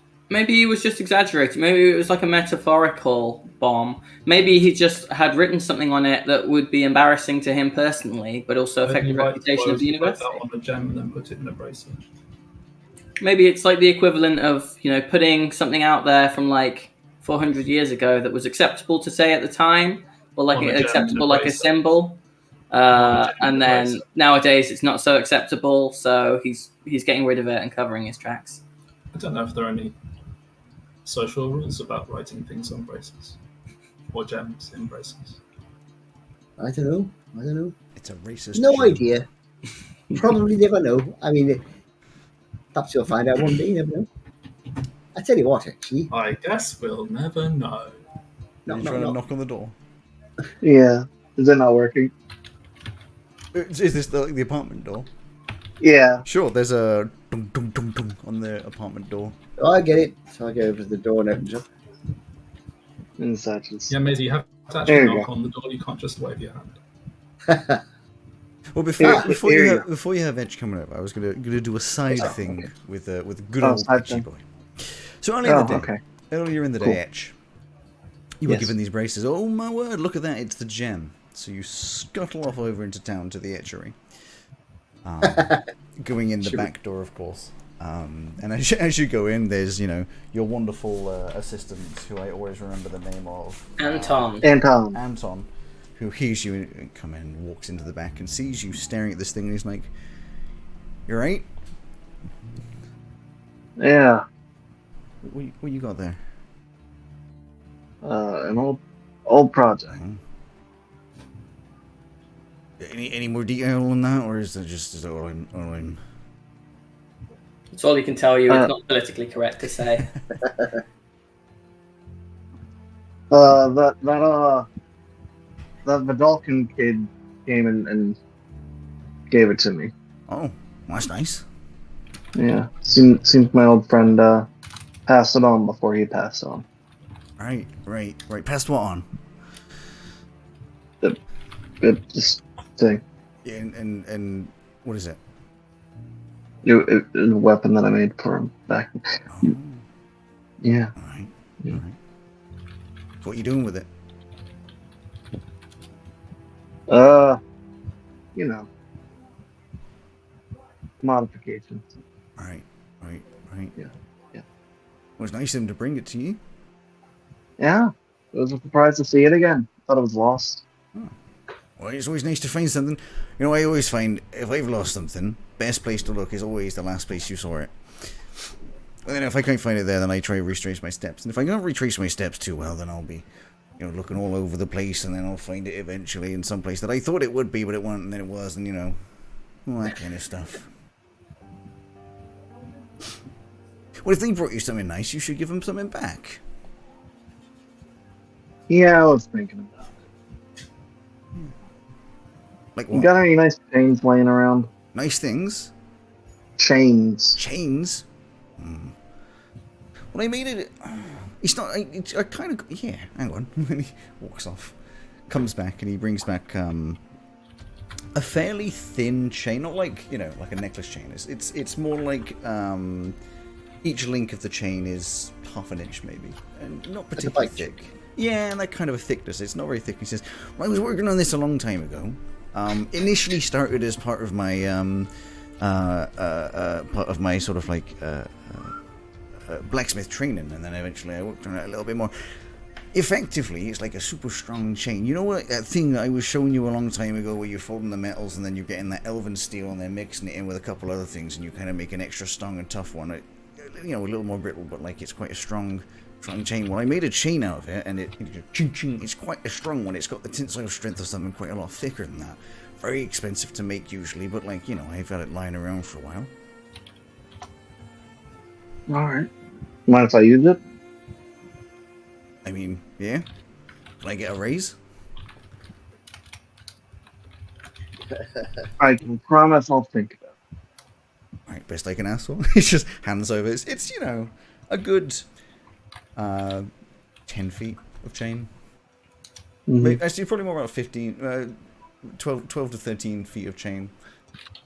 And it's quite a nicely made. I mean, it's only like a sort of a dull silver color. Not particularly like,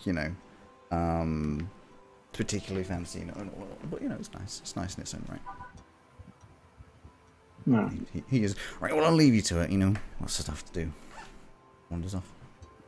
Thank you, Anton. And I'll get to work trying to get that gem out first.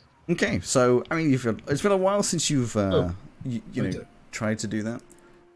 But you know, you work on it. You eventually get it out. It's nice and safe. You put it in a nice little protective box. It's been a long time since you've had to do any of this stuff, making sure you don't drop it on the floor. Ooh, the world explodes.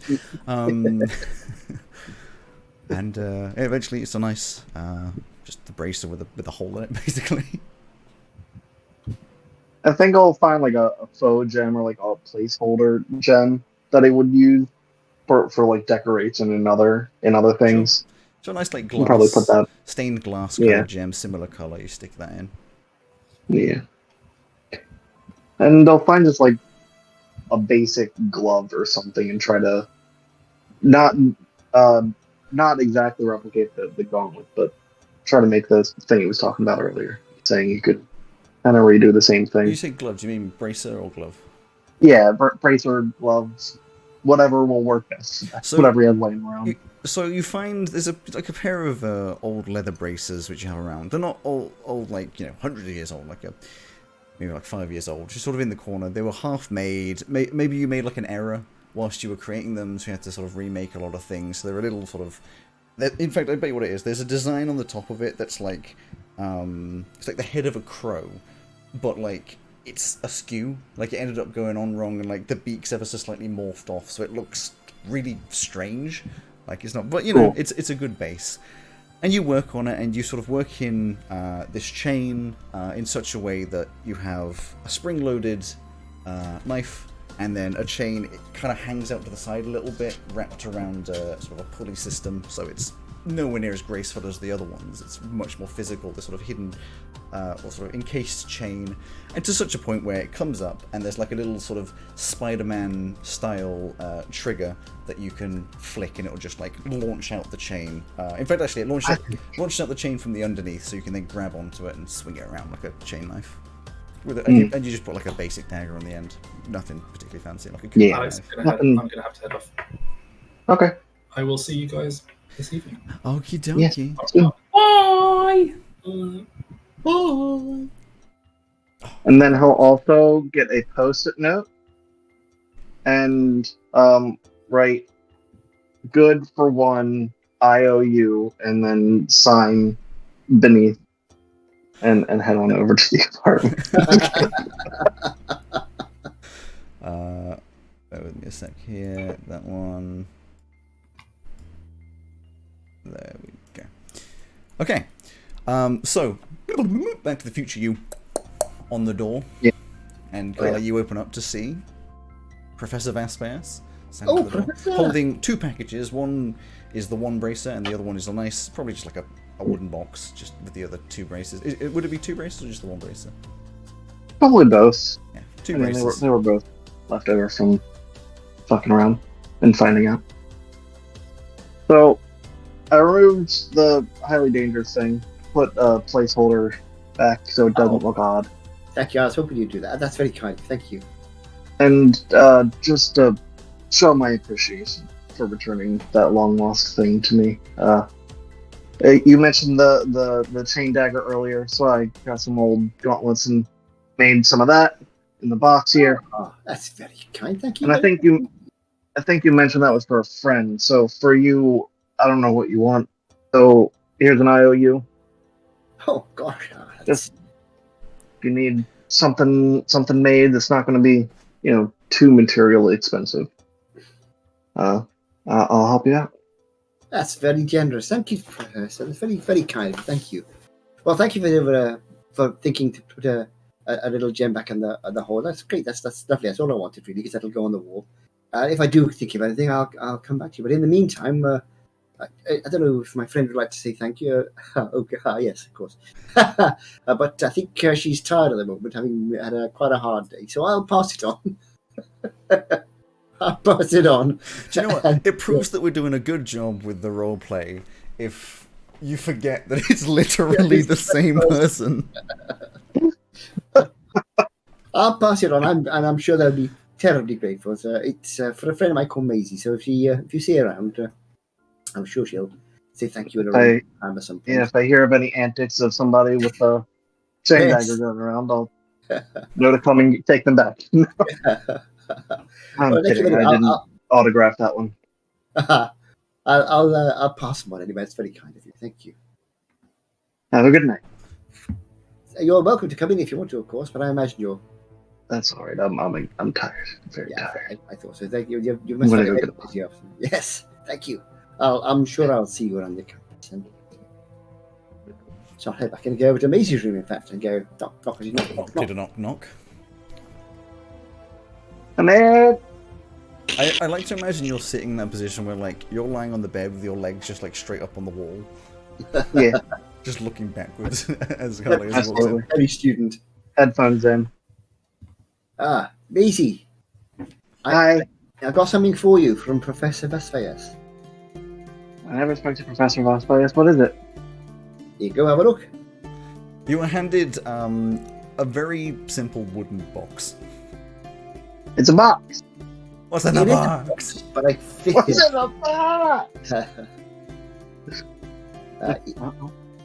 What is in the box?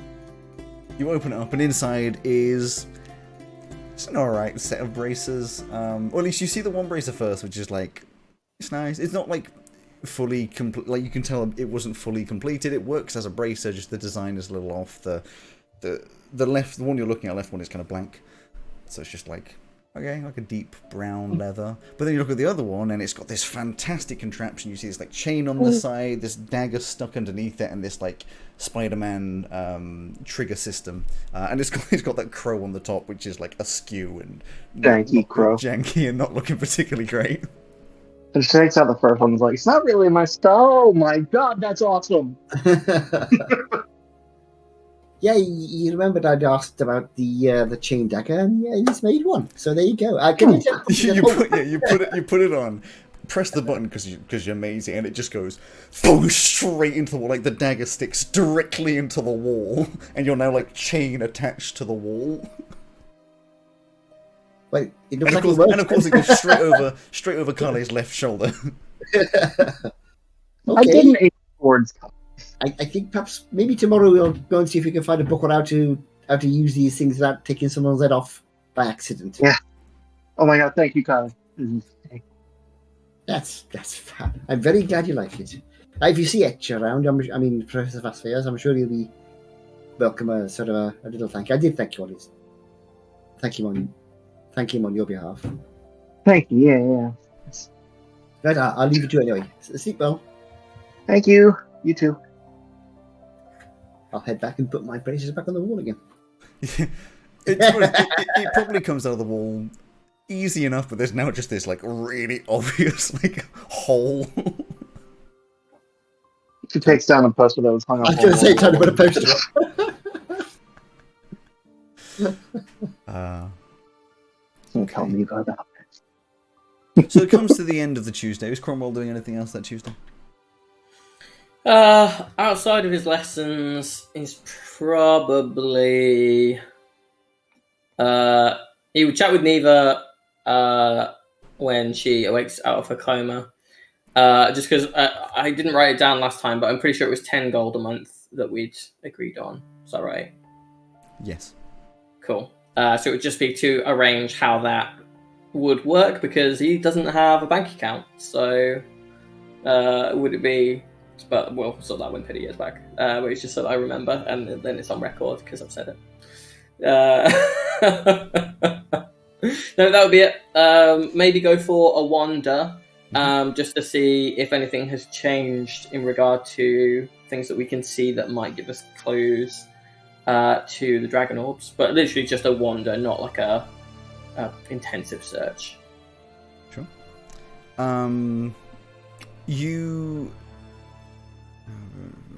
You don't find anything to have particularly changed since you last had a look around. Yeah.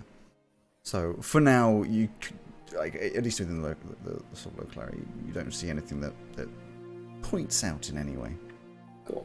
Do I see any of the people from the flats that we don't like as I'm out and about? Roll me a perception.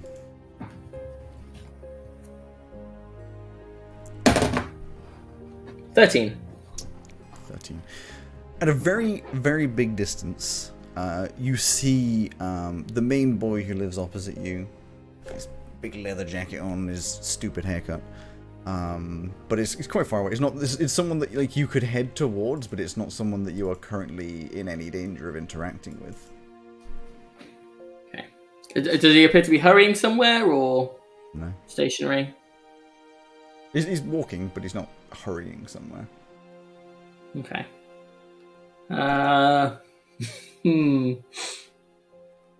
Okay. Yeah, I'm gonna get my wand out, tap it, ripple, and become a the equivalent of like an 18-year-old for a dwarf, very top heavy, as it were, dwarf girl, and just kind of like wander after him. Just curious where he's going, so I'm just gonna follow him a little bit. Give me that one. But it's still my height, so short for a dwarf. In fact, no. So I'll make it a gnome instead of a dwarf. So you follow him. What time is it? It's because it's kind of later on. You follow him. He's heading over to the library. It seems. Tell me at what point you stop following him. He goes into the library.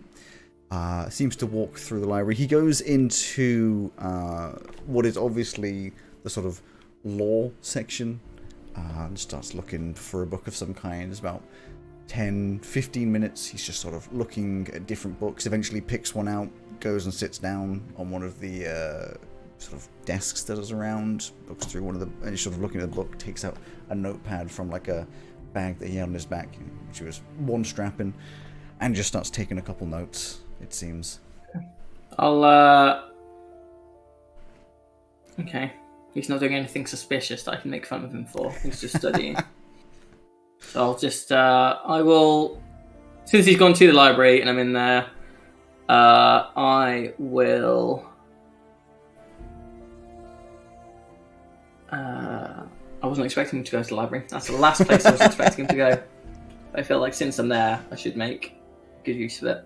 So I will try and look for a book about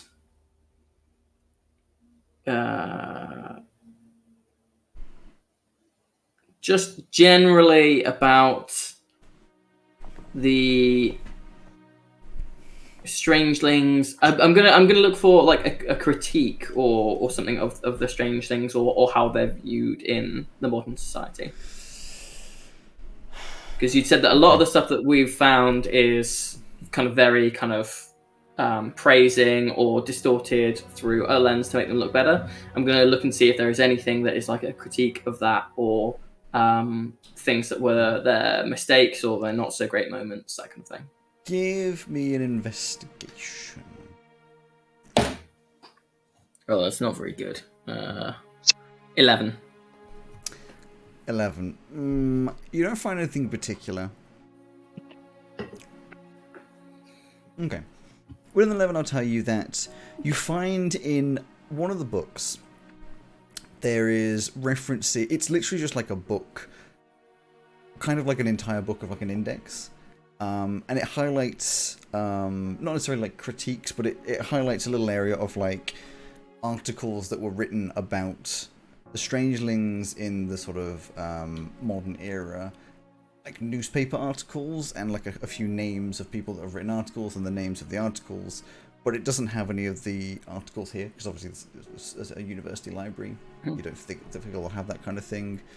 Maybe it's at the public library, but you know that there are like newspaper articles about these kinds of things and stuff that wouldn't necessarily be like you don't know if it's positive or negative, but you know it's not like textbooks and that kind of stuff. It's probably a different view, or at least personal views is the best way to put it. Oh. In that case, I will. I'll just make a note of those, and then. Oh, bollocks! Bollocks! I just realised I wouldn't have taken a rest, so I actually couldn't have disguised self. So I've just been wandering around as me. That's fine. I mean, you never went to any point that it's going to make any difference. Yeah.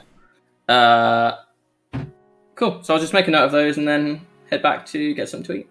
And What then time of day is it now? I reckon by this point you're looking at sort of like early evening. If it's not too late, I'm actually going to head over to the. Carl is going to head over to the library again as well. Student library? Yeah, student library at this point. I'm planning to go tomorrow maybe to the city library with Maisie. But this evening I'm going to head back because I've already looked up stuff about the Strangelings. But this time I'm going to go to the same area I was looking at last time because I'm looking for any reference to the Strangelings and gems.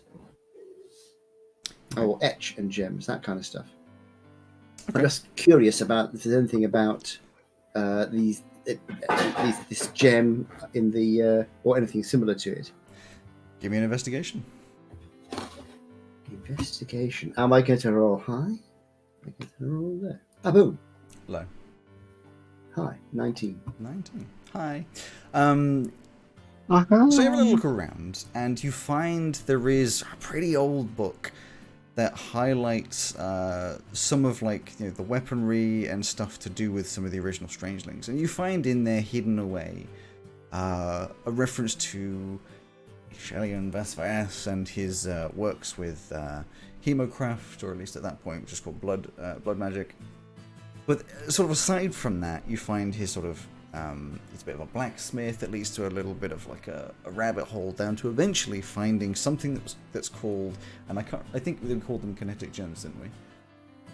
Or living gems. Living gems. So both names, like kinetic gems, living gems, is the only reference to gems you can really find, and it's to do with weapons, so it kind of makes sense. It's in the right area. And it highlights that Etch used some gems that were found in the mountain, in Veluna's mountain, that seem to have a lot of inherent power to buff up weapons. In some way, like they are reactive gems. They're called kinetic gems. It highlights that sort of they are like the more you use the weapon, the more chance there is that you can sort of use a special magic. But it kind of fades away, almost as if whatever at any point the details were hidden away of like what it even really is. It kind of just goes on about special weapons kind of thing. Okay, that's fine. He's not doing any huge deep dives. That would be just enough to give him a sort of that's interesting. So it wasn't the only one, but he's not going to do much with it. Just out of interest. I just feel like that's the kind of thing you would do. If it was me, I'd be like, I need to know more. Yeah. Okay. So having found that, he would head back. You head on back. The day ends. We move on to the Wednesday. For the actual daytime, and again, unless there's anything in particular, there's all of your lessons, standard stuff, sort of plodding through. But it gets to at about 2 o'clock. You all end up free at kind of the same time, sort of an early end-ish to the day.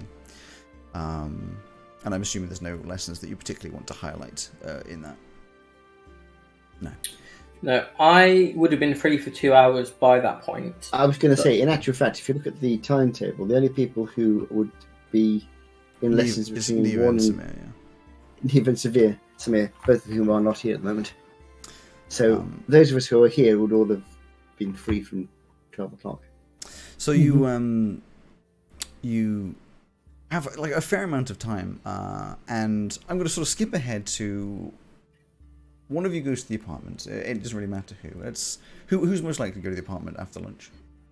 I was going to head into town to swing by the magic shack, so probably not me. I was going to suggest to Maisie we go to the library in town, but we can I imagine we might go back and get a bite to eat first. Though. Yeah, I was going to say I'd probably just go to the refectory since it's 12, and then plan after that to go to the city hall or city library. Okay. So, you go back to the apartment just to pop in, probably like maybe freshen up or whatever.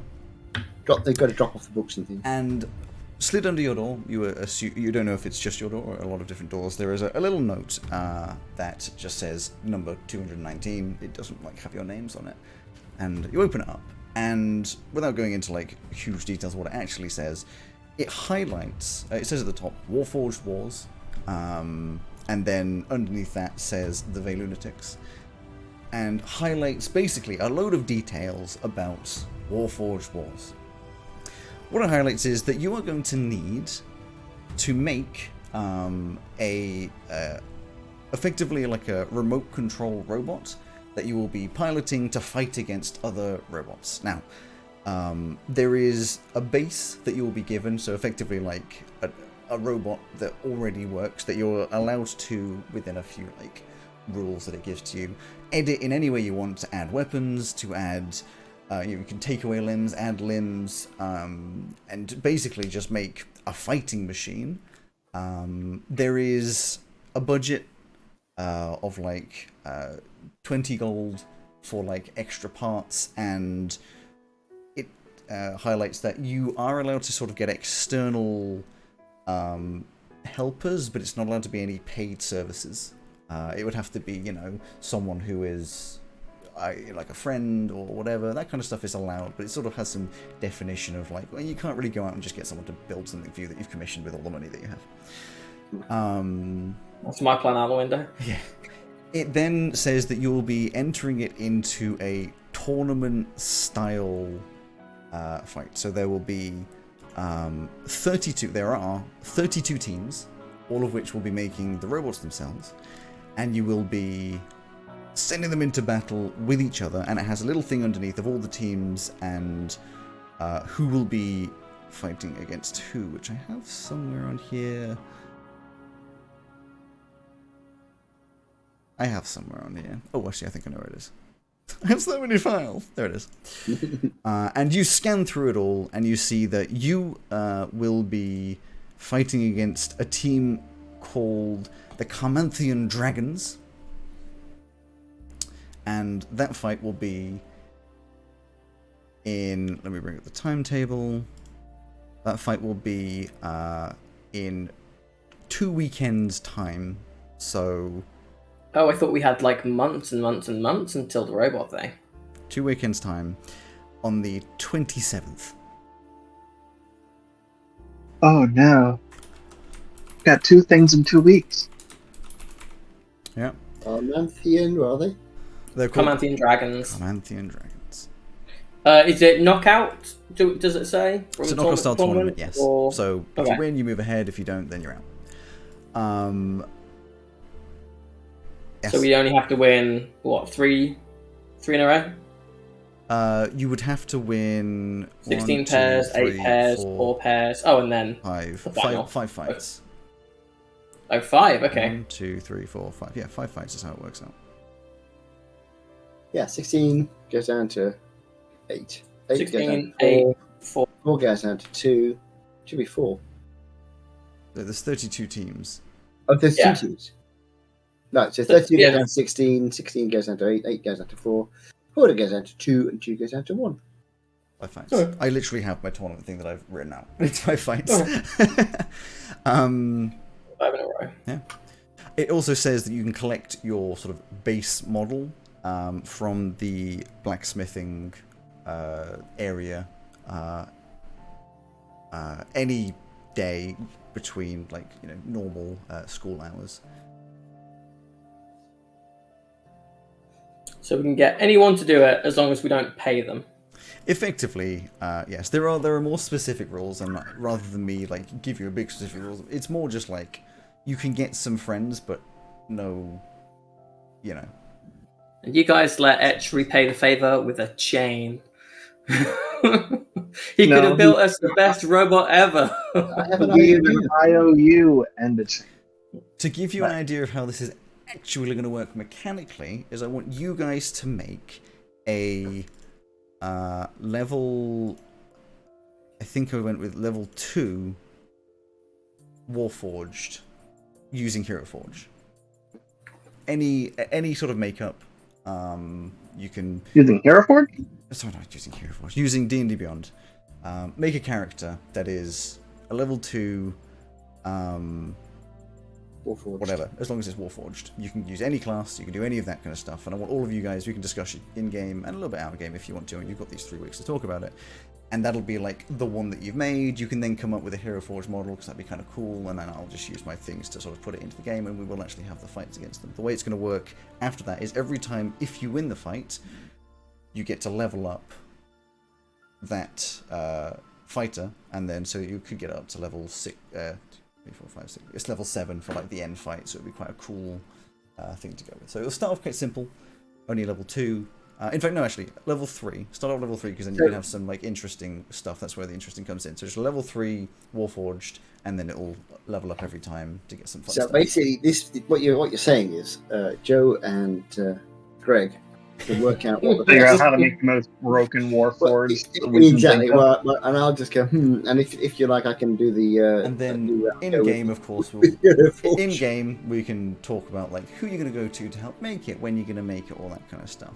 I know this has a little bit more like outside of game stuff, but like it's just better to sort of do it that way. Right, I've got an idea, Greg, of what our best bet is going to be. Some broken builds. But I would wait until everyone's around to sort of chat with it, and I want a little bit to be on podcast as well, so that we can sort of follow along that.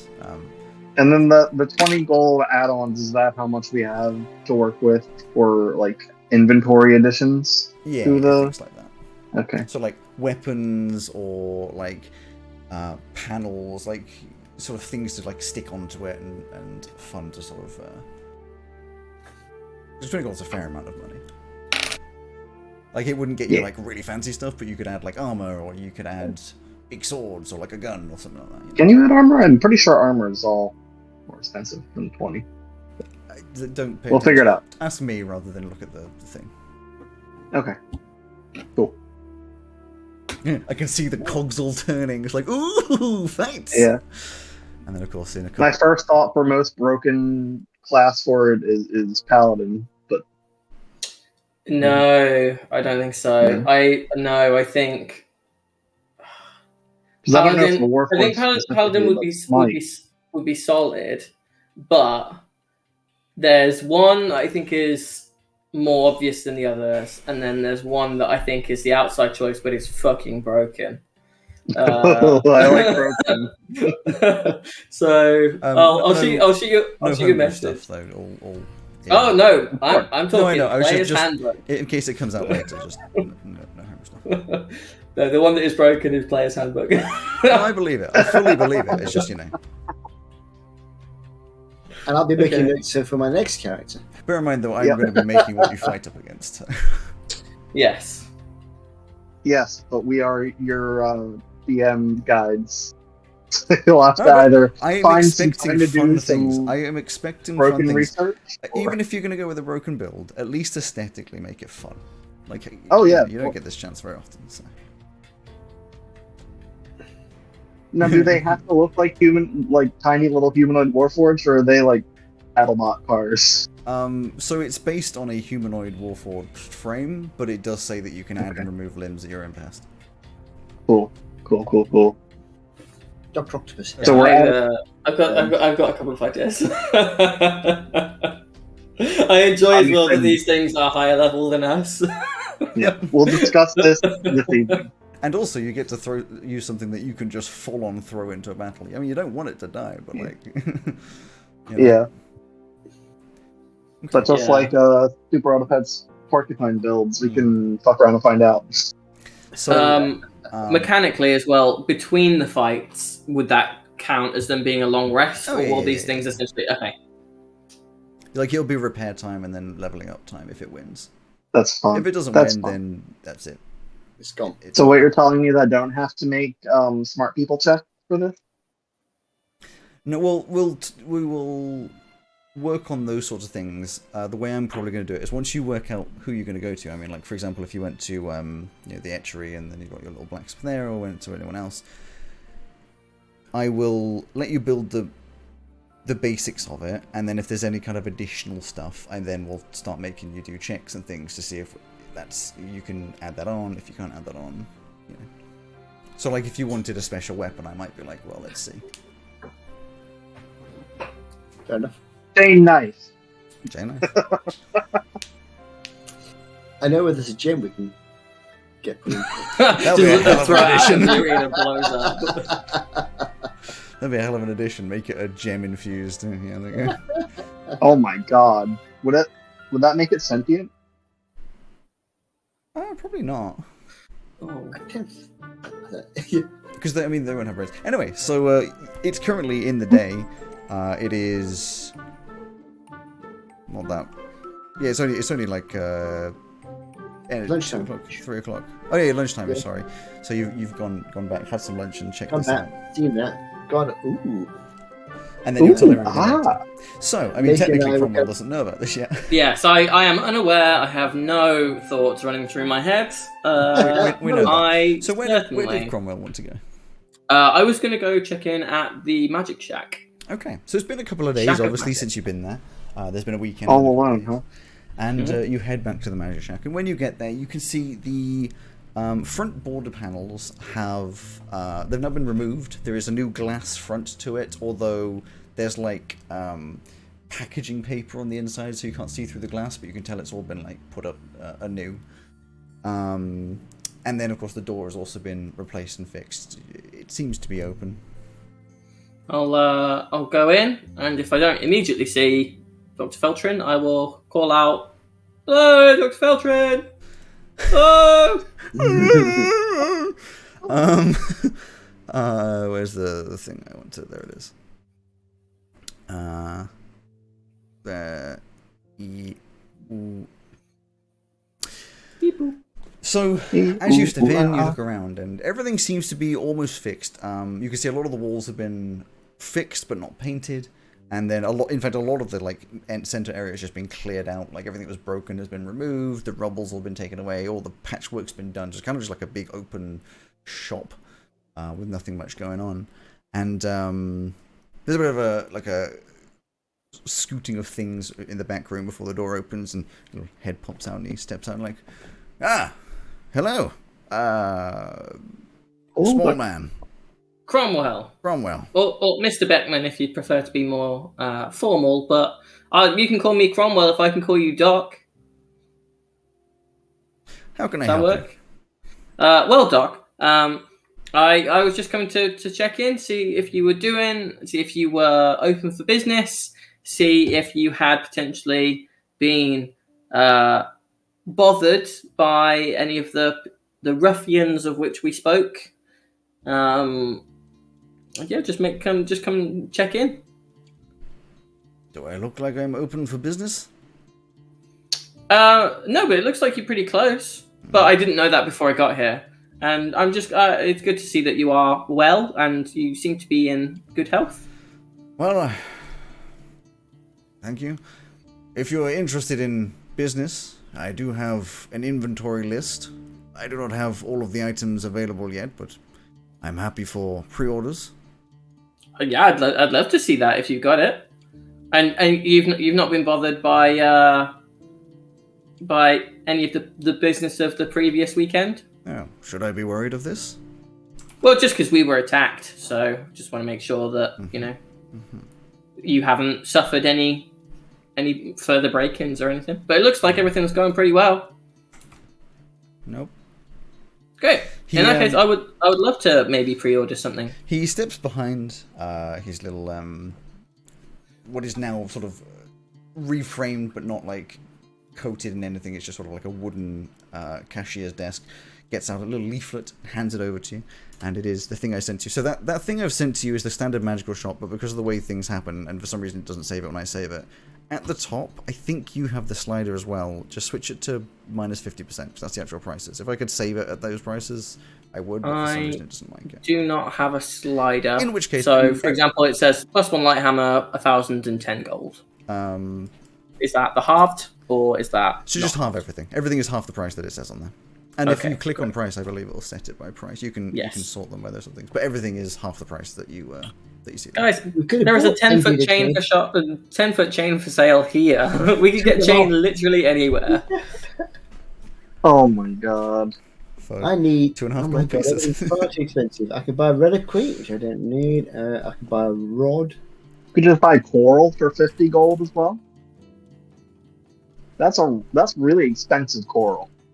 Vicious dagger. I need some kind of mace is what I need. Ring of Mile. 16,000. Don't think I bother with that one actually.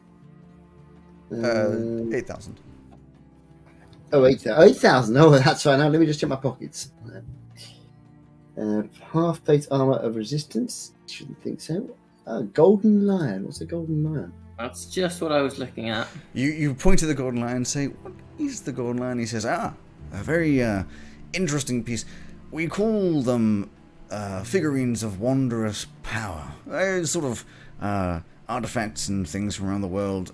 It's a general term. They are not made by one particular person. They are not made by a group of any kind. But it effectively is just a small figurine that has a particular power. The Golden Lion, a very rare piece. This one in particular, there's always a pair. You can use one or both of them simultaneously, and each will become a lion once you activate it. It has a 7-day recharge. And that's currently 300 gold pieces. Yes. Which is marvellous, but I have about 10. So forget that. I'm not there. You're But not that initial stagger looks very good. See, I'm not there. Come thinking. Oh god, it's crazy the prices on some of these. Like Wizard of the Coast always does a horrific job with the magic item pricing and stuff. So like you've got, for example, +2 padded armor is 6,000, very rare. But the Ring of Mind shielding, uncommon, 16,000. Yeah.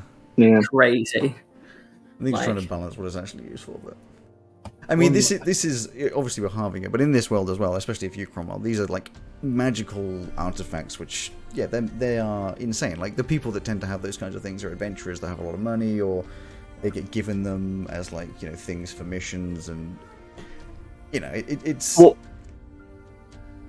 why is a reliquary 2.5 gold, but a piece of coral is 50 gold? Because the coral is technically a gemstone. And a reliquary could be like anything, just blessed by like a saint or whatever. It doesn't have to be like, doesn't have to be very, very much. It counts as non-magical, hilariously. Because a reliquary doesn't have to be blessed. A reliquary is just like an old piece of a saint or something, effectively. You can also just buy some soap. A reliquary is a holy symbol. A holy symbol is a representation of a god or pantheon. A cleric or a paladin can use a holy symbol as a spellcasting focus, described in the spellcasting section. So it's not even magical. It can be used as a spellcasting focus or in other things.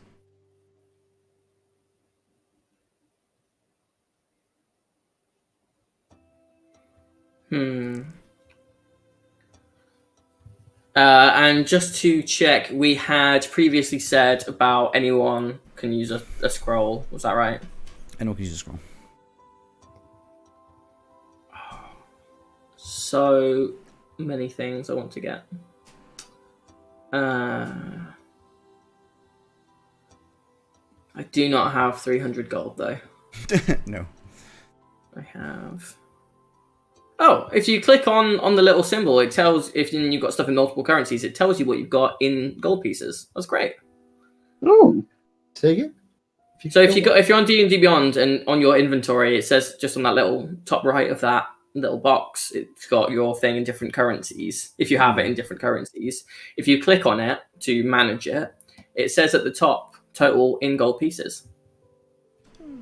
Yeah. So, for example, because I've got some platinum, it just converts it all for me straight away, which is great. That is quite good. I have nearly, but not quite, 10 gold.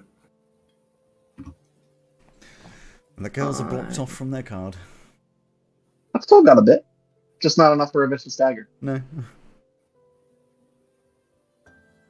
Well, you just lose it straight away anyway. Yeah. Okay, I am. Well, not if I put it on the edge of the chain. At that point, I just don't know how to use it correctly. And that's a whole different. A +2 short sword for you would be fucking nuts. Like +2 at low levels is insane. That would cost you 2,000 gold. Yeah. Yeah, that's not happening. God, I really want the golden lions, but I cannot yet afford those. So instead, what are the rules in as part of a general sense, Alex, within Veluna of riding around on like a horse or a mount of some kind? In terms of rules, like, is it the done thing? You would see a couple people on horses. Tends to be people going places because there's carriages and things around all the time. There are like effectively roads, which would be more appropriate. Like you wouldn't be going down alleyways and stuff, but like in the large areas, it wouldn't be like an insane thing to see someone riding along on a horse. You wouldn't, like I said, go down some of the smaller alleyways or like. Just imagine being in a car like in normal. In the normal world, like you wouldn't drive into the center of town because you're not allowed to, whereas you can go around. It's probably a thing where like the old city was primarily made for walking, so there's not many roadways up there, but the new city that's been added in the past 400 years is much more roady. In the older city as well, you'd need to take a lot of care of your horse's hooves and horseshoes and stuff because there's a lot of cobblestones. Old cobblestones. Yeah. Okay. Oh, okay. I'm gonna buy something and then I might message you about it, Alex. Oh, okay. So I will pick up a scroll of fine steed, please, for 120 gold. You say to him you would like the scroll of fine steed. He says, "Right, yes, it's on order.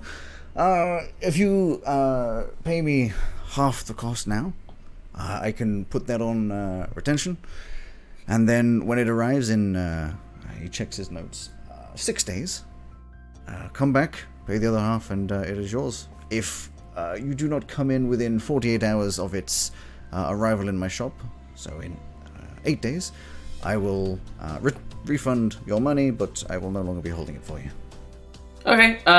Is there any kind of discount should your delivery be delayed, but I'm here?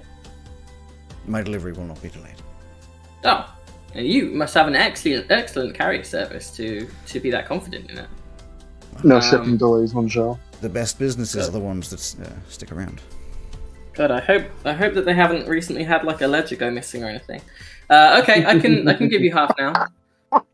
In fact, no. I tell you what, I'll give you the full thing now as a token of our burgeoning business relationship. Makes no difference to me. And then could I just have like a little receipt? It's mostly so I have like a reminder for the day. To be honest, it is standard. If you want to note stuff down, by the way, I encourage you guys to go onto that timetable that you will have shared and write stuff into that. Oh, I have already. I put on Tuesday mornings Professor Morthagus special one-on-one time at 9 o'clock on Tuesdays. Because I will check your. Oh, don't call it that. I'll check what you guys have added, but I obviously add my own stuff into my version that you can't see as well. Yeah. So he says, right, you give me that 120? Yes, I shall hand him 120 gold. Or 12 platinum, or whatever it is. I do not have 12 platinum, but I will get rid of all my platinum. You hand it over, and he goes behind the desk, and he writes out some stuff. Has a bit of a magical stamp that when he stamps down on your little receipt, there's a little of like magical dust. And it kind of twinkles, even if there's no light. And he hands it to you. It says, 1 scroll of fine steed, paid, and then has the 120 gold. And then, yeah. So which day is it, sorry? So he said it will be available in 6 days from the current day. So that would be, I get my timetable. What day? Because it's currently the Wednesday. It would be 1, 2, 3, 4, 5, 6. So next Tuesday. Oops. Okay, oops.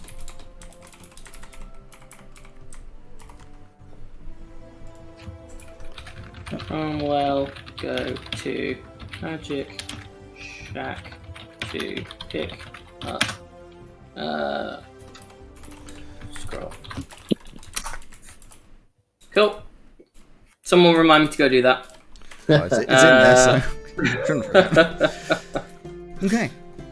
Oh wait, hang on. Because I've given you all the money now, I don't suppose it would be any trouble for you to just teleport it to my room like you did with that initial note for the job that we did. That would be great. Extra.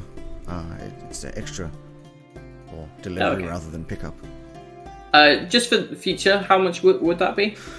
Well, we have standard delivery by walking post. Would cost you 5 silver, depending on the size, but for a scroll, 5 silver. If you wanted expedited delivery, obviously not currently possible, but when it's in the shop the next day, that would be 1 gold to 2 gold, depending on the item and the day. If you wanted a teleported delivery, that would cost you 5 gold. And this is all within local. It changes if you're going to be international or any of those things. And obviously it's free if you want to pick it up. Okay, that's great. In that case, I will see you on Tuesday. Okay. Or possibly Wednesday. And I'm very glad to see that you are well, Doc. And I'll see you soon. Don't forget to reach out if you've got any more jobs. Okay. Bye. Sort of just turns around and walks off. He doesn't really reciprocate the, cheery way that you approach it. That's okay. I'll wear him down. And then just before we end, in the meanwhile, what were the other two of you? You said you were going to... Oh, we're going off to the library to look up for... This is the city library this time. Okay. Yeah. Looking for books on how to use a dagger without making holes in your wall. Yes. So you head over to the city library, which is fairly close. Hilariously, the city library is actually closer than the... it's a little bit closer than the other... the university library. So if you have that map of Veluna within the area that the uni's in, that sort of darker blue area, on the right-hand side, the more rectangular large building is the city library. Hang on, I need to open the map. Doesn't matter too much. I'm not. But you walk over to it, take 10 minutes or so, and Veluna City Library, and it's this very impressive build, these sort of big Grecian-style columns. I know, Greg, you haven't been, but if you went to Birmingham, some of these buildings that have this like really impressive like columns and all sorts of fancy stuff all around the side of it. It's one of those kind of buildings, which is extremely impressive. These huge doors. It's the Smithsonian? I mean, probably a similar kind of thing. And you walk up and in, it's an open free library to walk in, and the inside is insane. There's obviously multiple floors, but with like balconies, so you can see a lot of the different floors. About 3 floors. The whole thing is just walls and walls and walls and walls of books, ranging from all sorts of different things. There's a little one of those desks, reception desks in the area that in the center that is a circle with like people on the inside of it, with like a big. I was going to say the big skeleton or something. I haven't really thought of like what creature it is. But how they have these sorts of things in the museum or whatever. So, Dragon. Dragon's Grey Rend. There's a what? I don't know. Is that a thing? A big like is a Grey Rend a thing, Joe? A Grey Rend? Sorry, say again. Is a Grey Rend a thing? A Grey Rend? Yeah. In what context? Sorry, I was reading. I love that you're just like D&D monster. It sounds familiar to a CR thing for. Yeah, that's what I'm thinking is like the epilogue thing for Vex, the thing that she. Yeah, there was some creature in the woods outside of Whitestone or something. That's why it's like the Grey Hunt or something. Yeah. It's not that. It is in fact the skeleton of a chimera. So it's like a big dragon. There you go. See, this discussion just gave you time to come up with what it actually is. Dragon-esque body, and then it has this sort of head of a goat, a lion, and a dragon up the front. It's fairly large, sort of like hanging above this sort of opening area, and then all sorts of different routes up and around that you can go with all sorts of books everywhere. Huge. And then a lot of people as well. So is there like a reception bit with librarians? Right beneath the giant skeleton. I missed that bit. So okay, so I'll wander over there first of all. Presumably Maisie. Maisie just looking around like, holy shit. We're interested in doing some research into a particular kind of weapon. I think called a chain. Chain nice. Right, all right. Do you have a particular book that you're looking for, author, or is it just something under those sort of... Just something about... All right. History of, or more interested in how the tactics you've been using it, that kind of thing? Famous wielders of this particular weapon and/or fighting style? It gets out what appears to be like a big stone tablet. like a rectangle, this kind of a size, like an A4 piece of paper, kind of slate stone, and Does it have an apple engraved on the and back? like a weird sort of cylinder pen, but it doesn't have a nib in it, and just like, all right, and then just starts like fiddling around with it and scrolling, and goes, right, well, if you're looking for stuff that's to do with weapons, we obviously have many areas to do with that. If you're looking for stuff that's to do with martial techniques, we have some stuff to do with that. If you're looking for stuff to do with blacksmithing, we have some areas to do with that as well. Any of those helpful? No. I mean, maybe, but they're a little more vague. Chain? Can you look up chain knife? Chain knife. Chain knife. Knife. Well, we haven't got. Oh, you got some books. You got. What would you want to do with it? Like I said, do you want to learn martial techniques, or do you want to? Yeah, martial techniques. Not how to make it. All right. Yeah. Okay. Well, it looks like we've got The Art of the Blade, a book by B.R. Heston. Oh, Hold on, I have to write this down so that I can make you remember later. It's The Art of the Blade by, I think I just said B.R. Heston. Yep, B.R. Heston. Oh yeah, you were looking for like second floor over on the northeast side. Is like a bit of an area over there. It should be in there. It sort of mentions it, a little techniques and stuff. There's another book that is Problems with Ranges, which is by S.S. Martinson, but I don't think that would be as helpful. That one seems to be highlighting why you shouldn't use them. I'll look in. Okay. Problems with what? Ranges. Okay. Ranges or rangers? Ranges. Because problems with rangers is just called breading. It's like, alright, that useful for you? Yeah. Hopefully, thank you. Alright. Anything else I can help you with? Nope, we'll be on our way from Alright, here. wonderful. Need anything else, just let us know. Yeah. As we walk away, I'll just look at Kyle like I don't like she's very helpful, but there's some energy. I don't like it. So you walk up first floor, up into the second floor, and eventually find your way into the corner, and looking around you find a little area that's sort of like martial and then sort of techniques. And eventually you find Art of the Blade by B.R. Heston, in which flicking through, you find a little like 2-page spread that just has like different movement techniques for a chain blade. Like it's not very focused, but it has like you know like the scrolls of like waterbending that you see, where it's like the positions that you need to stand in sync, it kind of that kind of a thing. So it tells you like how you would move to sort of swing it around to do certain things, which highlights like, throwing the blade forwards, like a swinging motion, just some like basic things that would allow you to do it. It doesn't really give much like extra. It seems like you'd have to work out a fair bit of it yourself, but it's some stuff in there. It's got some detail. Okay, that's a good start. All right, it's just the 2-page spread. That's useful? Okay, then I will pull out my notebook from class and just copy it down into that. Yeah, fair enough. As best I can. Just use little stick figures. Yeah, stick figures. Focus on the angle.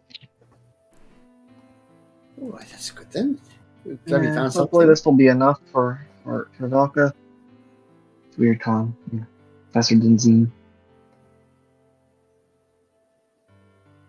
Excellent. Well, I mean, I don't need your course, so tell you what. While you're doing that, I'm just going to go back and have a quick word with the librarian again. All right, I'll be here copying this probably for. Head back down to the librarian. She looks like, oh, hello. Found everything you needed, or is some problems?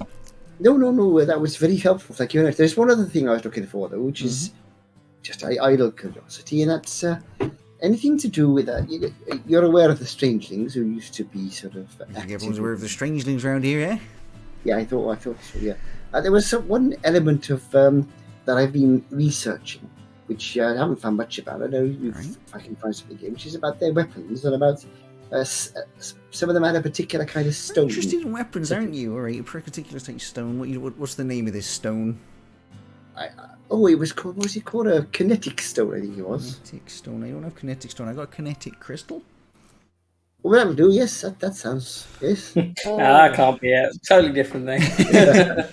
All right, not a lot written on those. The only thing I can find is on particular. If you go into like we have a lot of old newspapers which you can flick through. There is a particular article written by one Echilian Vesvias, which seems to be like an interview based on weaponry and other to do with the strangelings. Well, that sounds Just as fuck off. Yeah, sure. That sounds. Where would I find Right, that? first floor over on the west side, you'll find a massive area, lots and lots and lots and lots and lots of drawers you can find through all of the different things you're looking for. An article that was written 216 years ago on the 7th of July. I'm writing this down on a bit of paper because I should never remember.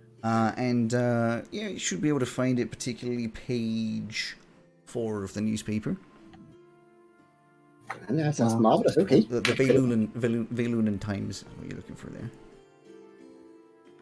Okay, You're telling me that Strangeling didn't even make the front page for an interview about a specialty of theirs? I mean, if Etch isn't going to give much detail, it's not going to go on the front page. There. Very fair. Okay, thank you very much. I'm going to have a quick look. Okay. So you head on over. You've got those classic newspaper viewing things on the drawers, and you flick through and eventually find the newspaper. Big old table crystal that you go. Yeah, exactly.